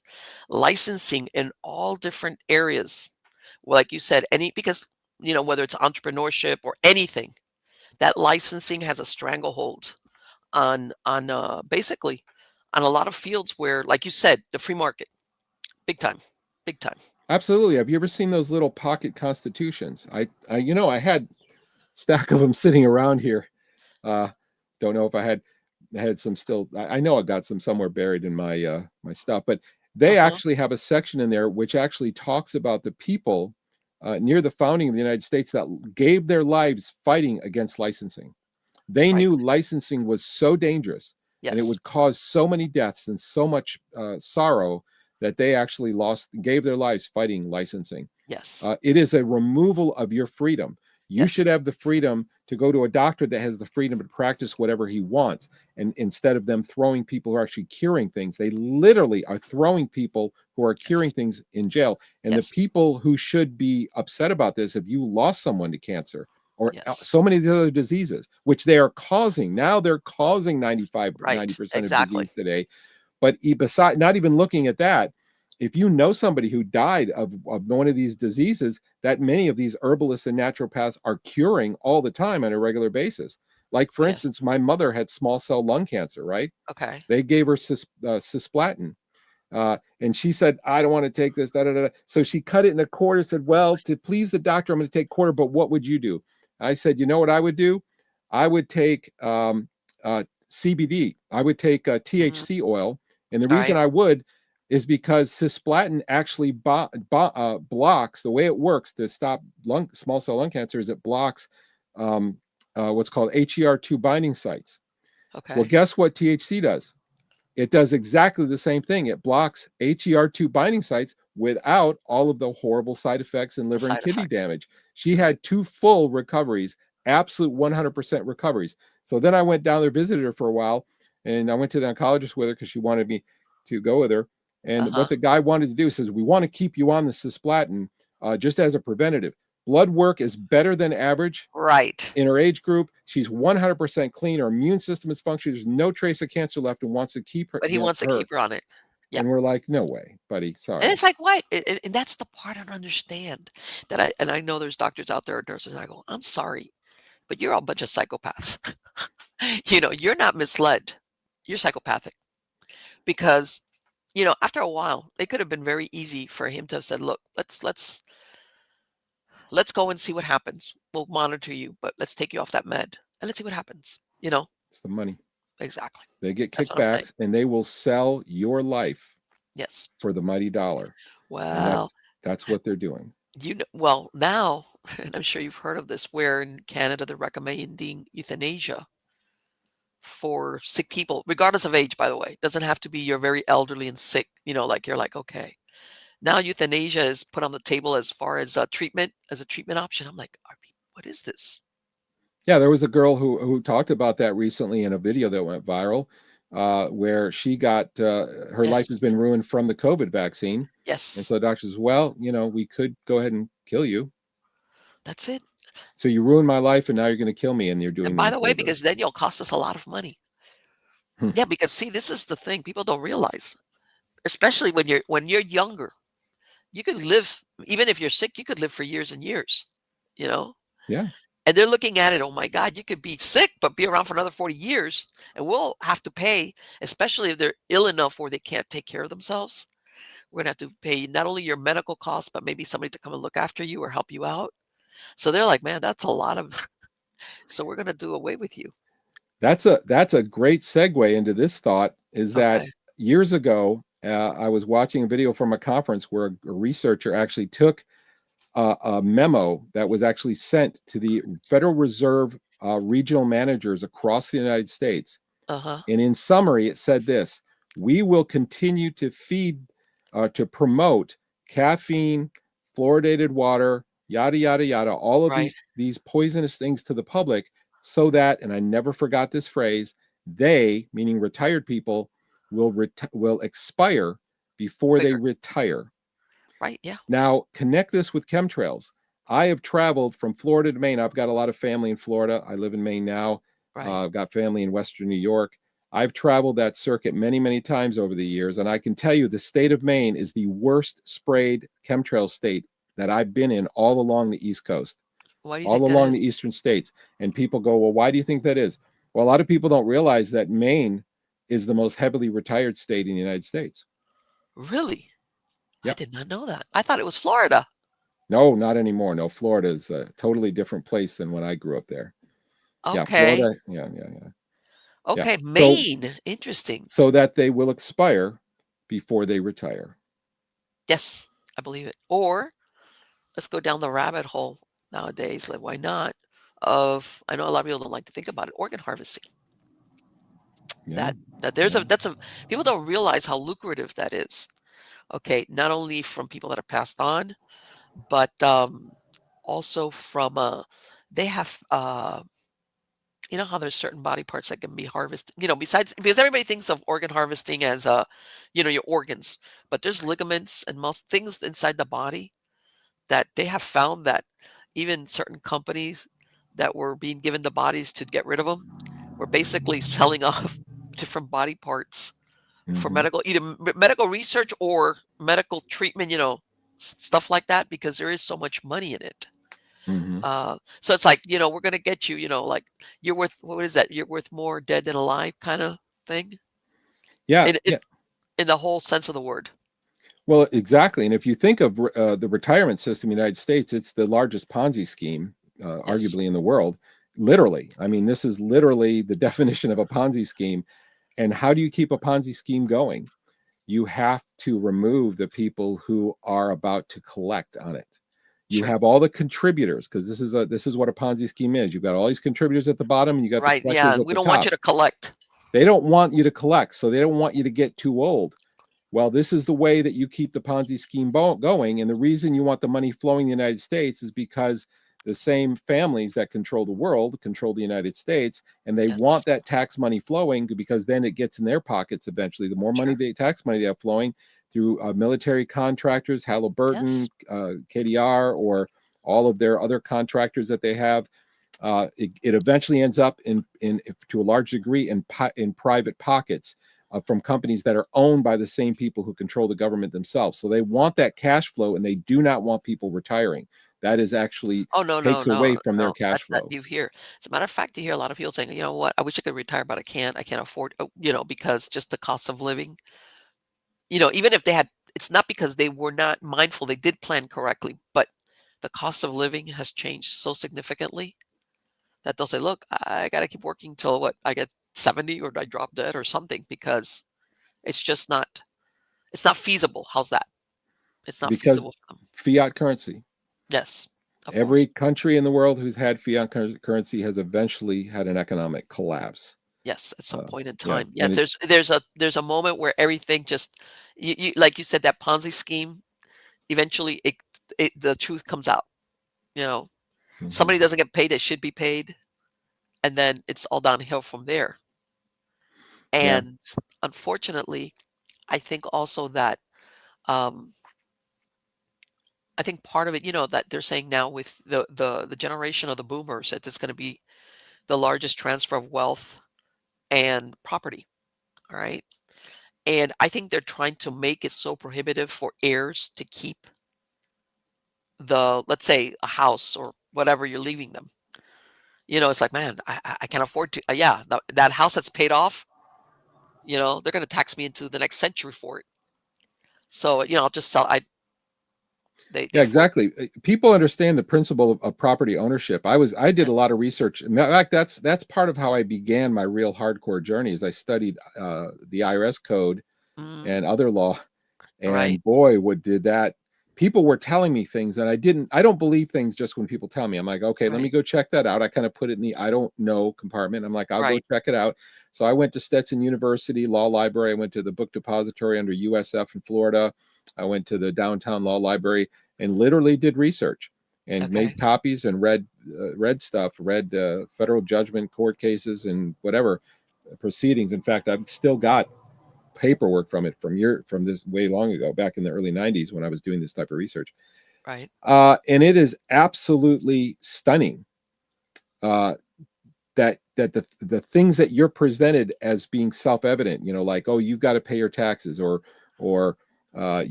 people go to all of this stuff. I found out that all this stuff that these people were telling me was true. They're like, income tax is voluntary. It actually is voluntary technically, but you could still go to prison if you don't know how to not pay properly. Right. And that's the thing that you tell most people, and they'll be like, yeah, right. And then, they'll come knocking on my door and take me away They will if I if you don't give don't it. do everything right. And what the Right. way they've set the system up is it's actually what I call legal landmines. They Yes. actually set the whole landscape. So if you sign your name incorrectly, if you say Yes. you live in a Mhm. two-letter state, if you say what your name is, if your Right. name matches your birth certificate, if you identify yourself as a U.S. citizen, which actually has a very specific meaning, people don't understand the scheme. Talking about Yes. conspiracies that has been pulled, that has Yes. literally made you property. You are Yes. literally collateral for property, paper property. And people Right. don't understand. And this whole thing it's all the whole system is built on lies upon lies upon And lies. most people are intimidated. Let's face it. Let's take, for example, the IRS. Most people are intimidated. They're like, you know, I mean, what, they'll garnish my wages or whatever, blah, blah, blah, blah. So they're like, and like you said, it's like that if you don't cross the T's or dot the I's the way they want, oh, well, there you go. That's, Yeah, the funny thing is, though, I knew you're exactly right. People and they feed into this intimidation, and I yes. love watching the psychology of stuff you see in the movies and Oh, television. yeah. Their propaganda is in everything, Yes. even advertisements. And if you don't know what's going on in the world on a deep level, you will not recognize that you're being propagandized. But I Yes. literally knew people who didn't pay. They actually opted out of income tax, opted out of property tax, and they threatened them to the end. I had a relative actually that actually said, I'm not going to pay property tax. And he did it right. He's a hardcore researcher. The sheriff, long story short, they threatened him, sent him paperwork, told him you're going to go to jail. Then they said, okay, we're going to auction your house. So auction day came. They even put a sign, an auction sign in his house, said, Right. up for auction on his front yard. They put him on the list of houses to be auctioned. And literally the day it came, and he did it right. If you do it right, it works. Right. They went through every house, auctioned them all off. And when they came to his house, they just skipped over it and went down. Never lost his house, never paid property taxes, never went to jail, never lost anything. You just have to do it right and then live through the intimidation. Right, And, right, yeah, he because did it. they come at you with both barrels Yeah, they as want to far scare you. as It's rule by fear. yes, Mm-hmm. absolutely, absolutely. People don't realize that that's in great part psychological more than anything else. It's not the physical, it's the psych, like that you're thinking, okay, I'm gonna lose my home, where are we gonna live? They're the government, so that's it. I'm toast. It And yeah, yeah. Oh, go ahead. I'm sorry. no, no, go ahead, go ahead. No, it reminds me, and you're just. I get excited when I hear people say that because it is the psychology of fear, is what drives this whole system, and it reminds me of one time that my business partner, who I actually am in business with, she actually wanted to do an experiment, so we did it. Is we went to when we got our driver's licenses, she actually received a notice to renew her driver's license in Florida. So she went to the DMV and went through the testing and Right. whatever you had to do. And then when she signed her name, she put UCC 1-207 above her signature Okay. and without prejudice. And this comes from the Uniform Commercial Code, which it means that if you want to retain all of your English common law rights in the execution of a contract, which is what a driver's license is, then you Right. need to put the 1-207, which is where it's found in the UCC in the U.S. code, or you need to sign without prejudice above your name. Well, she did that, Right. and the person doing it didn't even notice. She got her license, everything was fine. We're like, oh, okay, whatever. 6 months later, no, I think it was more than 6 months later. I think it was a couple of years later, but it was significantly later. She received a letter from Harry Scott. I never forget that. I still got a copy of it. I show Okay. people. Harry Scott from Tallahassee, from Chief of Records was his title. Okay. And it said, there has been an error in the issuance of your driver's license. Uh-huh. And this is all because she put 1-207 above her Right. name. That's Right. all. That's Yeah. all. Right. So why is this such a big deal? He said, there's been an error in the issuance of your driver's license. Please go and you have 30 days to get this fixed. Go to a local DMV office. They'll issue a new one for no fee. Aren't we being nice, doing you a nice favor? Notice to the whatever. Here's the instructions. Go do it. And at the bottom, if you do not do this, your license will be canceled. Will be Uh-huh. revoked. Your And I'm driver's surprised they license even will be revoked. noticed because normally they don't notice those things. Yeah, Like, normally they don't. But what is that to me is yeah. just great evidence. It's like, Yeah. here we go. They noticed the Of 1-207. They course. don't like that because No. you're standing up for your rights. So what happened is we got a little counsel from a political people we were working with guy. It was actually an ex-CI agent who actually came Uh-huh. out, and he actually doesn't pay taxes and got free of the system when he learned from the CIA. He learned inside the system what was going on, and he said, I'm going to change my life. And I learned a lot. That's where I just really learned a whole lot from him and the people who are around him. But anyway, we got a little counsel from him and we responded to Harry Scott. Okay. Basically, long story short, we put citations in there saying, we are not doing this. If you continue to contact this is an actual legal contract. We have the right to do this under UCC 1-207. You are operating under the color of law. You are threatening us through the mails. This constitutes mail Oh fraud my under this God. section. You are If spanking him hard. Oh, Oh, if you contact us again, by this, then this will be reported as mail fraud because you've done this through the mails. You know better. yeah. You know that you can't do this. You know that we are allowed to do this. And we sent a letter back to him, and it's without dishonor. You say approved for you're rejected for cause without dishonor is what you do. Right. Send it back to him. Registered mail. You don't use certified. Got to be registered. You got to do everything perfect by the book. Right. We did it. Never heard from them again. Her Oh, license was never revoked. it was Then here's the kicker.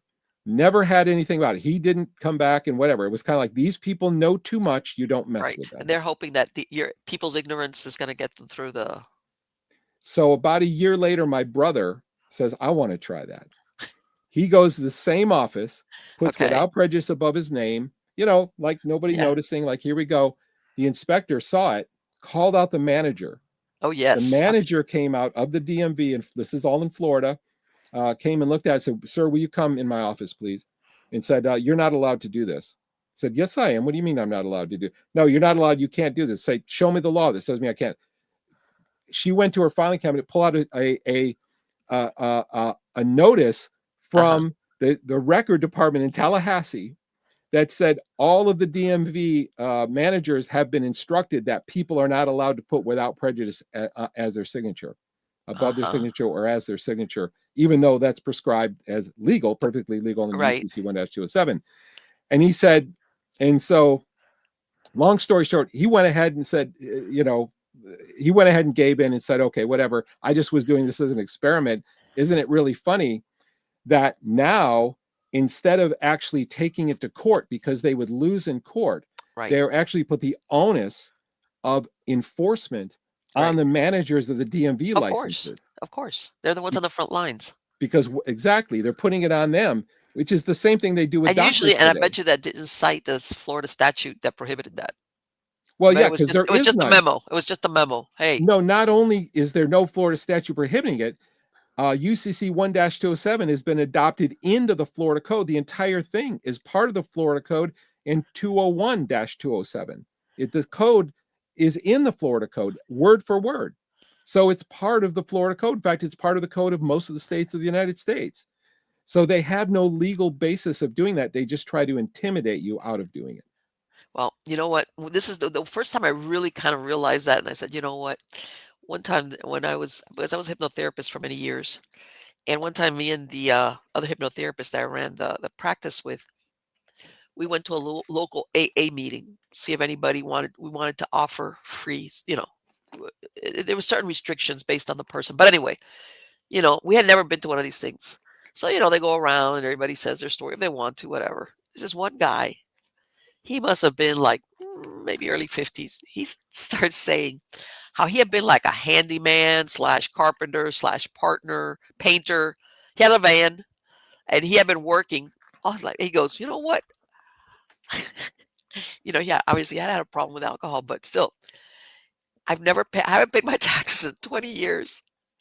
And everything went south for him because apparently he had an accident where he hit another vehicle. It wasn't like it was a one person him, but he hit another vehicle and that's how he got in trouble and it unraveled because of that. But I remember standing there, he goes, "This man hasn't done taxes for 20 years and nothing's happened. He's riding around all happy in his ignorance because his world is something else is going on in his world." Okay? He's just been like a handyman, carpenter, painter for 20 years, doing work out of his van. Nobody's come for him. And I was like, "Wow, that's an eye opener. That's a Yeah. real eye opener." Yeah. It's But he why was very open, yeah. I used to love listening to stories of this guy who was from the CIA. And eventually I worked with this political party in Florida. And there were actually people that we worked with that actually had pictures themselves with presidents. In fact, the guy who was running for president for our party was the only person in the United States that actually recommended to the president. He worked under Nixon and he headed up HHS, I guess. Um, Right. he actually recommended to Nixon that the entire department be shut down. He Yeah. said it needs to be shut down. This is a waste of money, and Yes. this could be done in better ways, different other way.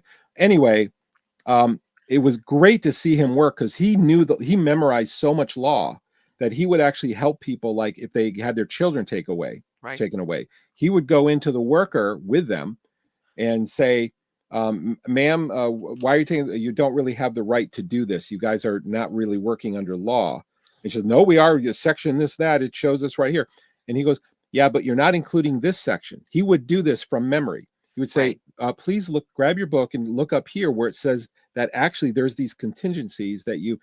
And long story short is that when you know the law, when you really understand, then you see how much of a fraud that this is. But They'll actually pick and choose certain things to use to intimidate you, or they will abuse those things oh, way, absolutely. way out to the point of taking your children. Well, this is the thing, and this is similar to what you're talking about for the driver's license. They put the people out in the front lines because they can't take a child. Number one, it has to be stopped with a supervisor, an attorney, and within 24 hours, it has to go before a judge. So ultimately, a judge is the one that you would say knows the law or knows what doesn't, that says, okay, all right, this is okay. They have to by Florida law within 24 hours. So people don't realize that really the problem is way up the food chain and Mm, not down at the bottom. mhm, The ones that have to dodge the bullets are the mm. people on the front line. And it's like, yeah, people don't realize that there's, and you know perfectly well that whether it's the attorney that was staffed with or whether it's the judge that it goes before, they're let's say whatever state they're in, but let's say Florida in this instance, they know what the laws are, what they are allowed to do or not to. Yeah. So I Yeah, believe that. they know the federal, the judges, almost every judge. I mean, that was a big question when we were learning this, and we really found out, from whistleblowers and insiders, which there were a lot. In the 80s and 90s, there were so many whistleblowers that came out just as the internet was coming up. There was so much great information and people making contact with each other, but you find out that the judges are, for the most part, in on this. Yes. They know that you are property. We actually went, we tried, my business partner got a speeding ticket once, and she went in and she said, I'm going to experiment this. Even though we know what the outcome is going to be, she's like declaring her right to travel in the Constitution. The judge is like, overruled. Anything else? Right. Well, this from the overruled. And everybody wants to know, why can he overrule the Constitution? Because you are in a room flying a foreign flag. The American flag with the yellow fringe is not the American flag. I know people who've made judges, because you have the right, if you know how to do it, you can have that flag removed for an actual American free flag of peace, which looks identical, because that's part of the deception. They make it look identical, except it doesn't have the golden fringe around it. They actually will bring that flag, because the flag, if in the execution of a contract, and here's the punchline. I know this, we've gotten Right. way on the subject, but uh, I love this stuff. It's very fascinating. In Uh-huh. the execution of any commercial contract, if the law system is not stated in the contract what presides the law, then the law that presides the contract is the law of the flag flying in the presence of the signature of the contract, the execution of the contract. That means the flag that is flying in that courtroom determines what law system is going to happen. And I actually knew a guy who went in there and he actually did that. Okay. And long story short, the attorney that was prosecuting him for the state for his insubordination, because he wouldn't accept a traffic ticket when it was some parking ticket or some silly Right. thing, and he just stood up like, nope, nope, nope. So he ended up getting arrested, and then next day he was in the courtroom. The attorney got furious and took his hand and actually crossed his table, threw everything on the ground, and said, you're not going to pull this stuff on me. The attorney got upset because he knew that the attorney doesn't really have the power if the Right. people know what they're doing. Of course. And most If people are intimidated totally. if you place yourself outside the system in the proper way and give yourself proper authority, they can't do that. And he was furious. Well, he ended up walking out of the courtroom, no penalties, no problems, nothing ever happened to him. Well, I remember one, and this was many, many years ago. And I went in for a traffic ticket. I said, I'm going to fight this. I was keeping my fingers crossed, hoping that the police officer wouldn't show up and get it dismissed. But anyway, I'm sitting there, and there's this one cop. Apparently, he had some type of speed trap, and they bunched all his tickets. Everybody that wanted to fight him for the same day. So I'm watching one by one. Everybody comes up. It was something where they had sped up or something. Okay. And people would come up and say, "Look, I don't know how he says that I was speeding. I wasn't speeding." But anyway, from where he was saying that he was at, he couldn't see me, like to point a gun. Four people went up. One, two, three, four. Same thing. The judge, too bad. Officer, no, I know, this person was coming, blah, blah, blah, blah, blah. Forget it. No, three, four. Fifth person shows up with an attorney. Okay. All the attorney said was, and of course, knowledge is power. I hate to say it, but he goes, officer, well, whatever. Was your laser or something gun, was it calibrated to something? You get this, nope, Yeah. silence. Uh-huh. Bottom line, it gets thrown out. And I was sitting there, I go, so these poor drivers got screwed over with a traffic ticket for speeding. And the one person at the end that came with an attorney, like within 5 minutes, it was over. just because he asked the right question. And I go, there's something wrong with this. And that judge, why didn't that judge say, wait a minute, you mean that because apparently these tickets were all given out the same day.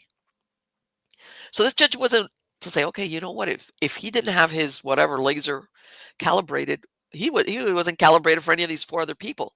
I doubt those people they got their fees or whatever, whatever they pled, whether it was, no contest or whatever points, whatever. And I was like, there's something wrong with this. I mean, it's minor when you think of the world of law and order, but yeah, Yeah, I but was like, it's like treasonous though. I mean, the yeah, judges know the yes, scam.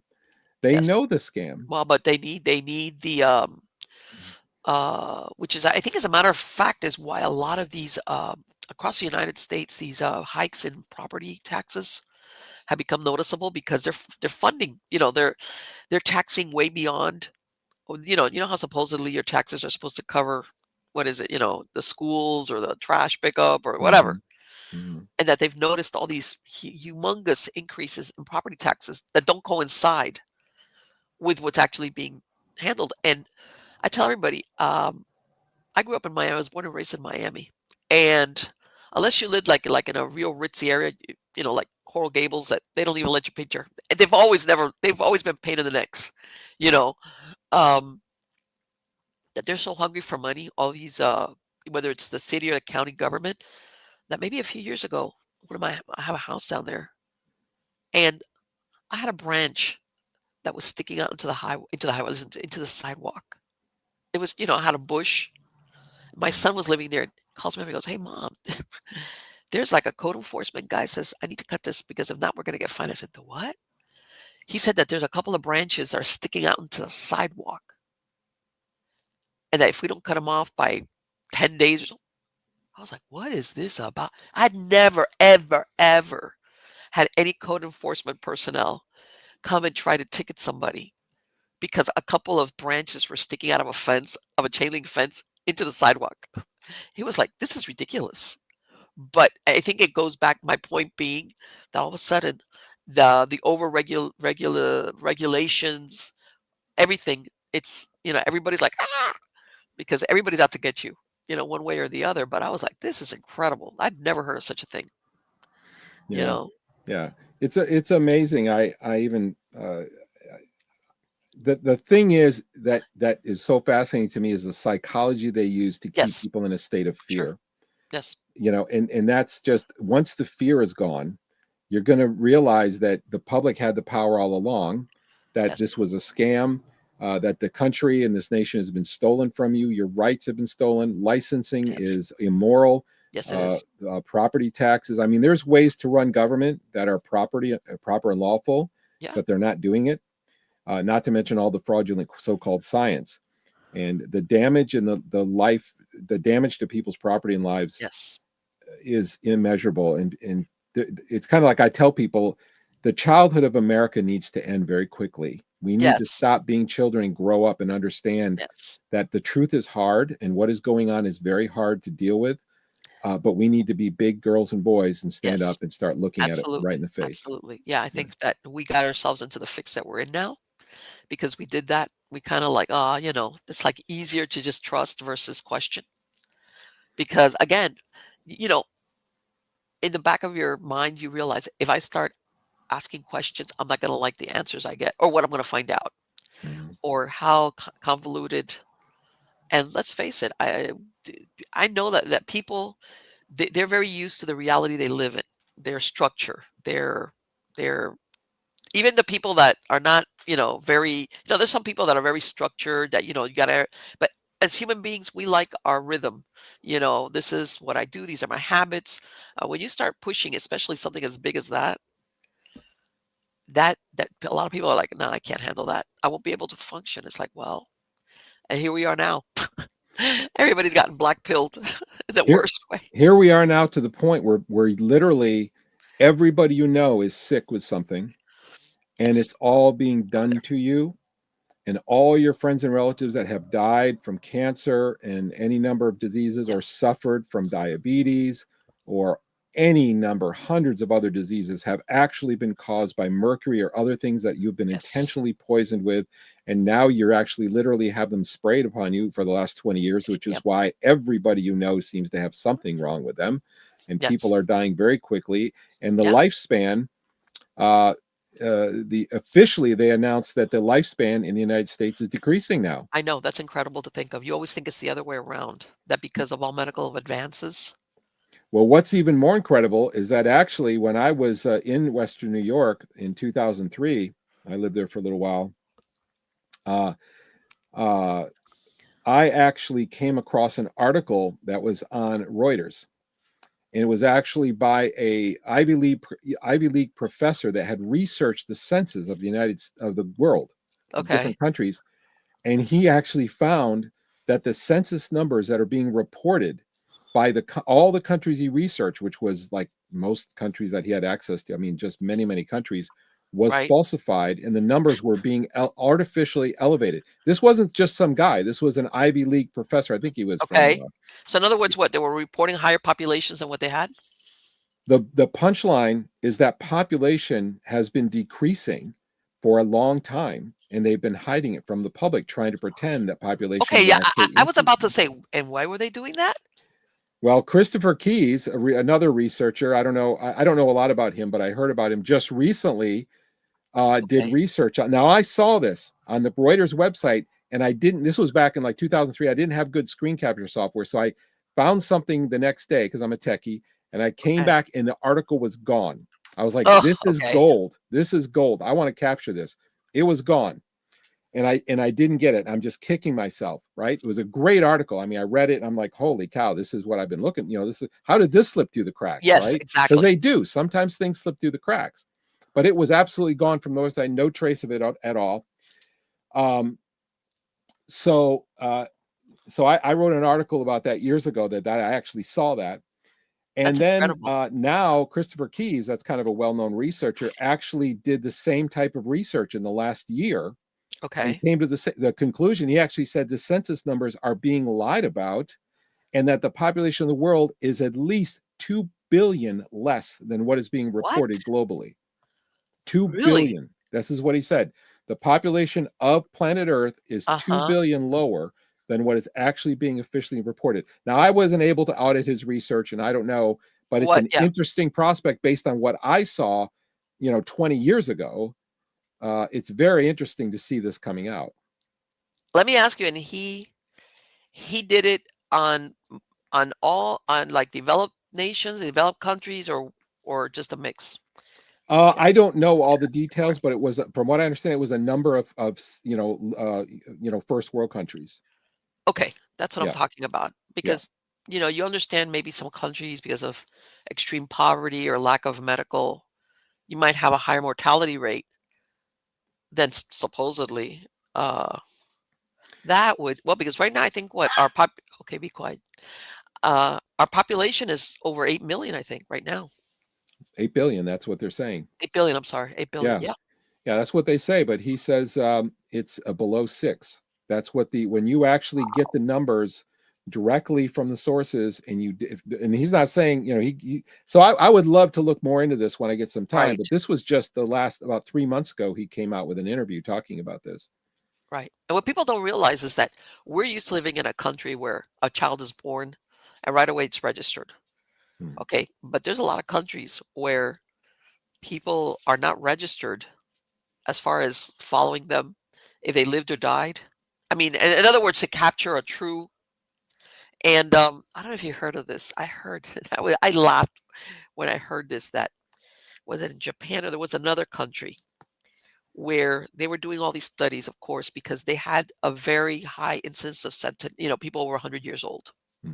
They were trying, of course, what are they eating? What are they doing? Why are they living so old? Blah, blah, blah, blah, blah, blah. Recently it came, oh my God, it was in Europe somewhere. I wish I could remember that it turned out that these so-called people, they weren't alive anymore. but the families kept reporting them as alive because they were receiving some type of pension from the government for this person that died years before of old age. But they were like, so supposedly all these are like, oh my God, this village or this town or whatever it was, it's got so many people that have gone beyond 100 years. What are they doing? Yeah.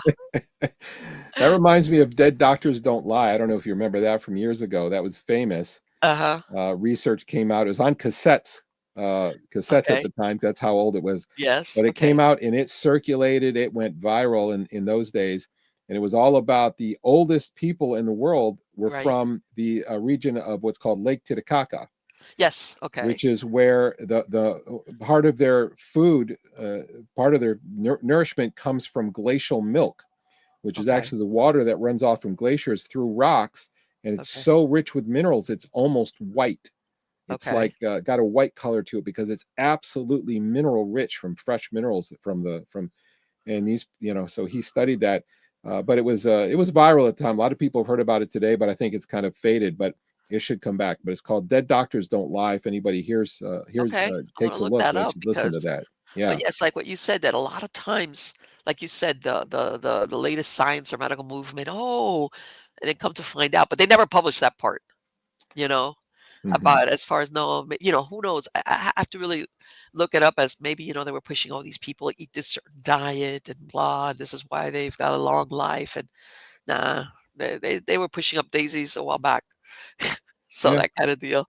Well, Um, it's so important to realize how often people are lied to. And this is, my big moment for me was when I was actually working with this small political party in Florida. uh-huh. It was in Tampa Bay area. We actually had an event, and we had about 5,000 people at the event, and it was a freedom rally kind of event. And the news reported on it. And this wasn't my biggest wake up. This is just one of them. This was the primer, is that they reported there was like 250 people there. So Okay. whenever there are things they like, events they Yes. like, they inflate the numbers. And whenever Sure. there's things they don't like, they deflate the numbers. Yeah. The big moment for me was when I was studying Waco. Waco Okay. happened during this time. I was doing all this stuff and really studying. I listened to the witnesses and the eyewitnesses and the insiders and the whatever. Right. And it was very interesting because the news was saying over and over again, because it was a big event on the news every day, and they said David Koresh, who was the leader of this cult, was claiming that he was Jesus Christ. Right. I And they remember that. actually played a tape of him saying, I am Jesus Christ. They actually played a video of him saying that. Right. Right. And they'd say, so they're selling him as a wacko guy. Yes. So I'm like, okay. So me and a group of other people from this party said, let's research this. We researched this. We got teaching tapes from the Davidians. They were called the Branch Davidians. That was their religious group. I was like, okay, Right. what do these people believe? What da, da, da, da. It turns out that video clip, we actually found the actual source video clip on a video. Okay. Back then we didn't have YouTube. We got the Yes. video. We got an actual video copy of it, Right. Right. and the copy was of David Koresh saying, if I could do this, if I could do that, if I could, move mountains, if I could change the orbit of Earth or something like this, he said, then I am Jesus Christ. He was literally saying, I am not God. But they In other took that words, little clip, and yes. that was the clip they played over and over, day after day, saying this guy's a fruitcake. He deserved to die. His people, he had everybody Right. brainwashed. And we learned more and more. And it's like this whole thing was a lie. Yes. That they're even doing it now where they basically snip certain things out of context. And well, some of these big networks have gotten sued now lately. Thank God for altering. All right, you guys, calm down. But as a matter of fact, I believe Janet Reno was the attorney general at that time. Yes, she was. She said, I take full responsibility for Waco. She literally Right. said that. Yeah. And back in the, remember, was it 99, 2000? No, it was over 2000. When Elian Gonzalez came into Miami, she was the one. She was also the one that was behind returning him to his dad in Cuba. And I'm thinking to myself, he had a bunch of family here. And his father, of course, is saying, I want my kid back. I'm thinking, what do you think he's going to say? He's probably got a gun held to the back, to his back, saying, "You better say you want your kid back," even though he might have said, thinking I want him to, he's got family, let him stay there. But Janet Reno, yeah, she was originally from Miami. Mm, So yeah, yeah. So yeah, yeah. we see a lot of what if you want to call it overreach. Uh that's a nice word of saying Oh, it, that's but a very yes. nice word. Oh my gosh, Yes. yes. Yeah. Horrible things. For my podcast listeners, Russ, what's your website address? Globalskywatch.com. Okay. Yep, and you can find all kinds of videos there. We have banned YouTube videos that we archive there, and Oh, lots of great. information. I've written articles about the patterns of spraying, the types, what the symptoms are, the countermeasures that you can take, work that we're trying to do to stop it, why state legislation will do nothing. That's a lie. State legislation will not stop this. Right. I was the first person I know of that actually brought this up, and finally everybody came to their senses. It's like, why are you expending your time on this? This is actually a military issue. Right. And then finally, the administration actually admitted they thought it might be a military issue. But again, they're not telling you everything. Sure. So Global Skywatch, and then I have a second website called Orbis Vitae. It's Orbis, Orbis, which is Latin for orbit, meaning circle, and Uh-huh. Vitae, which is Latin for life. So circle of life, orbisvitae.com. We have everything, tons of subjects, thousands of archive videos there that have been banned from YouTube, and lots of great information. Right. And that's unfortunately, yeah, there we are. Mm, Which is as a matter of fact, I think they're realizing how you know, recently a couple of days ago when so many systems went down when Amazon's AWS service got in trouble. And I was yep. like, yeah, you guys, you're putting all your eggs in one basket, but it's like everybody doesn't realize how teeter-totter a lot of our life is as far This as fragile. technology. The system is fragile because Yes. it's centralized. Centralized systems are fragile. Nature and the way we're supposed to live is a distributed system. It's not a Yes. centralized system. And that's Yes. a very robust system. Yes. Centralized systems are corrupt and they're very fragile. So Yeah.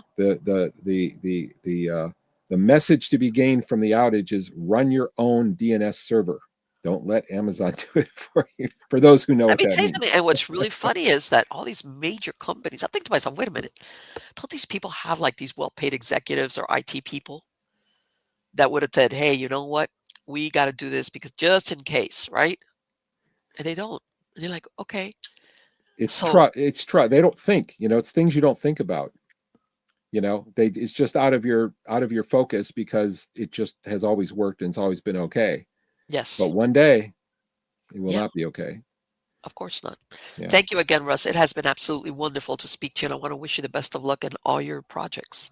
Thank you. It's been such a pleasure. Thanks for having me on. Likewise. We'll be talking soon, okay? Oh, great. Anytime, of course. Take care. Bye-bye. You too.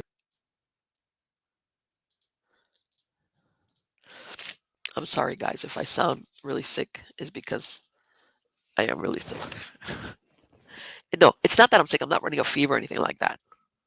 It's just like, when you get a stuffy nose. And I've noticed sometimes, like, when there's a change of season, like I said, the temperatures drop, like, and all of a sudden you can tell, like, it's becoming fall. And I don't know, maybe there's something in the air that all of a sudden is like discombobulates you. So when he was saying that thing about the chemtrails, I'm like, oh man, don't make me go there. Don't make me think that it's fall. And that's why all of a sudden I've got this head cold. Please don't say that. But you know what? The truth is, we cannot afford to be in denial.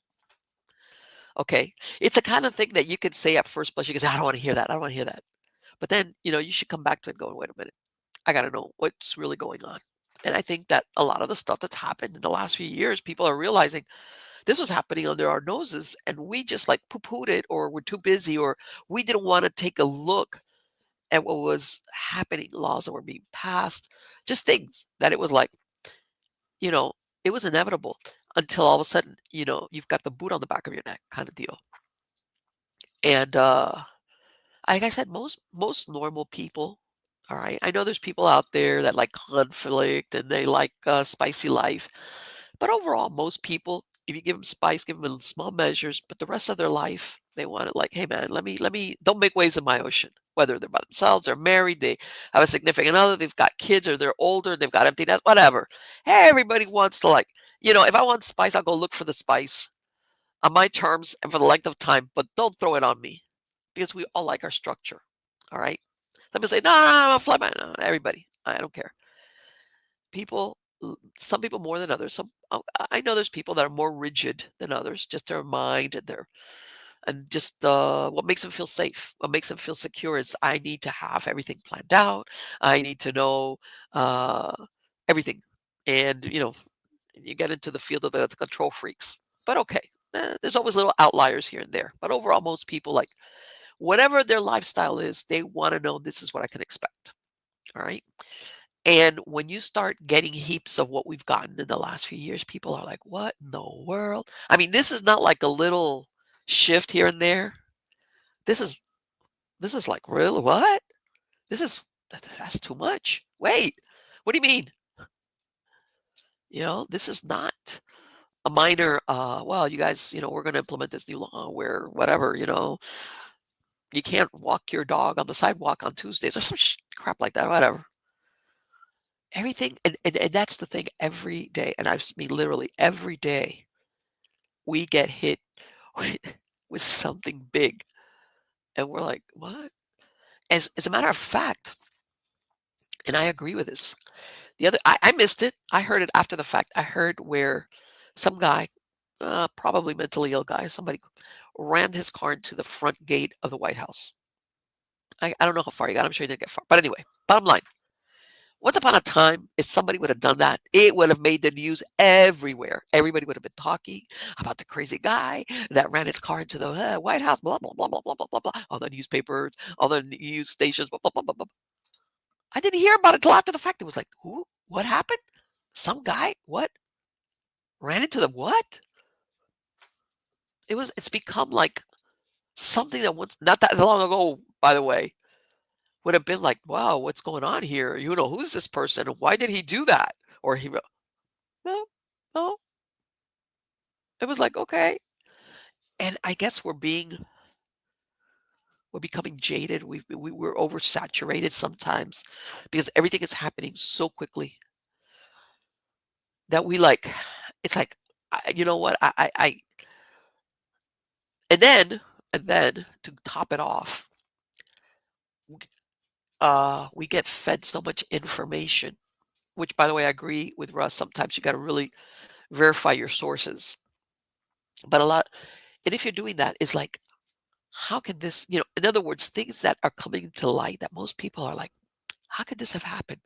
Hey, like, makes people feel, for lack of a better word, stupid. Like, how could this happen? How could this have been going on? Especially when they say, well, since 1983. And it's like, what? What do you mean since 1983? Things that have been, and it makes people feel ignorant and stupid. Don't get me wrong. I know there's people out there that nothing. It's like they live like on a second to second lifestyle. They were saying an asteroid's heading to Earth and it's going to blow everything up. They wouldn't care. They would just like, oh, it's over. There's that personality. But overall, most people, they're living their life and they're trying to take care of their family, themselves, whatever's going on with them. But there's always been this belief, very deep seated, by the way, this trust that all these things are being presented to us are accurate. And then you come to find out it's not accurate. It's a big whopper. And it's been ongoing. And in the end, we were getting deceived, and nobody likes to be deceived. Especially when you turn your trust over. And it almost reminds me of, this is an analogy. It's a little bit, but kind of like, you hear about these sports people or singers that they go ahead and they get some manager that manages them, and they go up the ladder and they make tons of money, they think. And then so they're trusting this person implicitly, okay? And then 10 years later or 15 or whatever their career is, all of a sudden they're told by their accountant, hey, you're broke. What do you mean I'm broke? How can I be broke? I've made $70 million in record sales or whatever the case, whatever it is that they do. Well, come to find out, their manager has been taking all this money and left and it's left them high and dry with virtually nothing. And it's like that kind of comparison where you put this implicit trust in somebody, sometimes to our own detriment, because it's easier that way. It's more challenging when you have to like look out for things on your own, like be responsible. And then all of a sudden it's like, man, how could this person do this? And it's like, yeah, but how much did you allow it to happen? And I think that that's where a lot of Americans are right now. Yeah, you could complain, but you have to also look at the mirror and say, what was my part in this? Whether through action or inaction. All right. And even now, I always kid about like, that I come across the UFOs and these things about the AI and the artificial intelligence and the robots and everything. And you know what? The other day, what was it? No, yesterday, I'm watching this old movie. I want to say it was like 57, 58, maybe 1960. I got the tail end. I hadn't seen it in a long time. It was about this huge flying mantis. And this, of course, was big time, the time of the Cold War and stuff like that. But in this case, the- you know, but supposedly, I'm looking at this, and supposedly if I remember correctly, the origins of why this thing mutated was contamination, nuclear blast, something like that. But they gave this is huge, I mean, huge. Excuse me. Let me take a drink. Hold on. This huge flying mantis, they kill. And I'm looking at that, and it's like, man, I know that there was a lot of stuff going on with the Cold War and all that stuff after World War II, blah, blah, blah, blah. A lot of stuff that's come to light recently, but it was like, I don't know. Life was so much simpler. You had your horror movies were big giant flying mantises that had spawned out of, or the case of the blob that it came from outer space, and it was going to take over everything. And now it's like all these things seem trivial and childlike because by comparison, our reality is much more scary than what you see in these movies from what, 50, 60, 70 years ago? It's like, wow, you know? So yeah, I mean, I'm going to put a link to Russ's website in the credits of the show, so please visit it. He does have a lot of information on his website about a lot of different things. Okay, and it's a very well organized website with a lot of, like he said, the videos, links, everything. He's really on it. Uh, as far as let's put it this way, that rabbit hole is deep. It's deep. It's deep. And how's this? I want to say that I think for a lot of people, that wigs them out. I'm talking about your normal normie here, which I consider myself a normie. That once upon a time, if there was a certain place, there's something was happening, a family could say, I'm going to pick up and leave. I want to move to another town or another part of the country or something, whatever. I'm out of here. But what's going on is it's got this inescapability about it. There's nowhere to go. All right. As a matter of fact, here in the US, we have it pretty good. We have it probably the best of everybody, but there's nowhere to go. There's no hidey hole that you're going to say, okay, I'm good here from this and this and this and this and this and this. Yeah, some places are better than others. I think Florida is one of those. Okay. But even then, we've got our own sets of problems. And it's this thing like there's nowhere to go. I can try to minimize it or mitigate the damage or whatever I'm exposed to or whatever's going on, whatever but there's inescapable. And I think that that is what wigs so many people out. If they pay attention, if they're willing to pay attention and think about their future and their kids or their families or whatever, you know, like, hey, I would like to stick my head in the sand, but the truth is that'd be kind of stupid, especially if you love people around you and you just not selfish and you say, you know what? Yeah, I could uh I could not pay attention to this and watch soap operas every day. Just think it's another day in paradise. Man, those days are over. They are way over. They're in the rearview mirror, as a matter of fact. So unless you're really, really, really old or very, very young, which of course you shouldn't have to worry about those things. All right. I'm a big proponent. You leave children to experience childhood. Don't make them into adults. Don't saddle them with problems that wigs them out. Yeah. We better, like he was absolutely right. We better put on our big boy pants and our big girl pants and deal with it. Deal with it one way or the other. Nothing's perfect, but God, it's better than just going, oh my God, the hand wringing. Oh, it's like, stop that. Stop that. Get on with it. So anyway, guys, I hope you like this interview with Russ Tanner.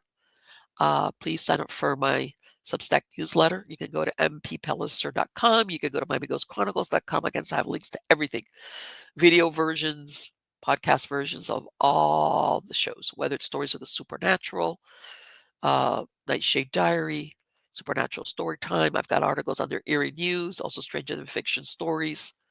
Whatever you like, you'll find me there and on all the major podcast platforms. You can find me on YouTube. You can find me on Rumble. You can find me on Cloud Hub. You can find me just about everywhere. All right. So till next time, guys, I'll be seeing you, and thanks for stopping by.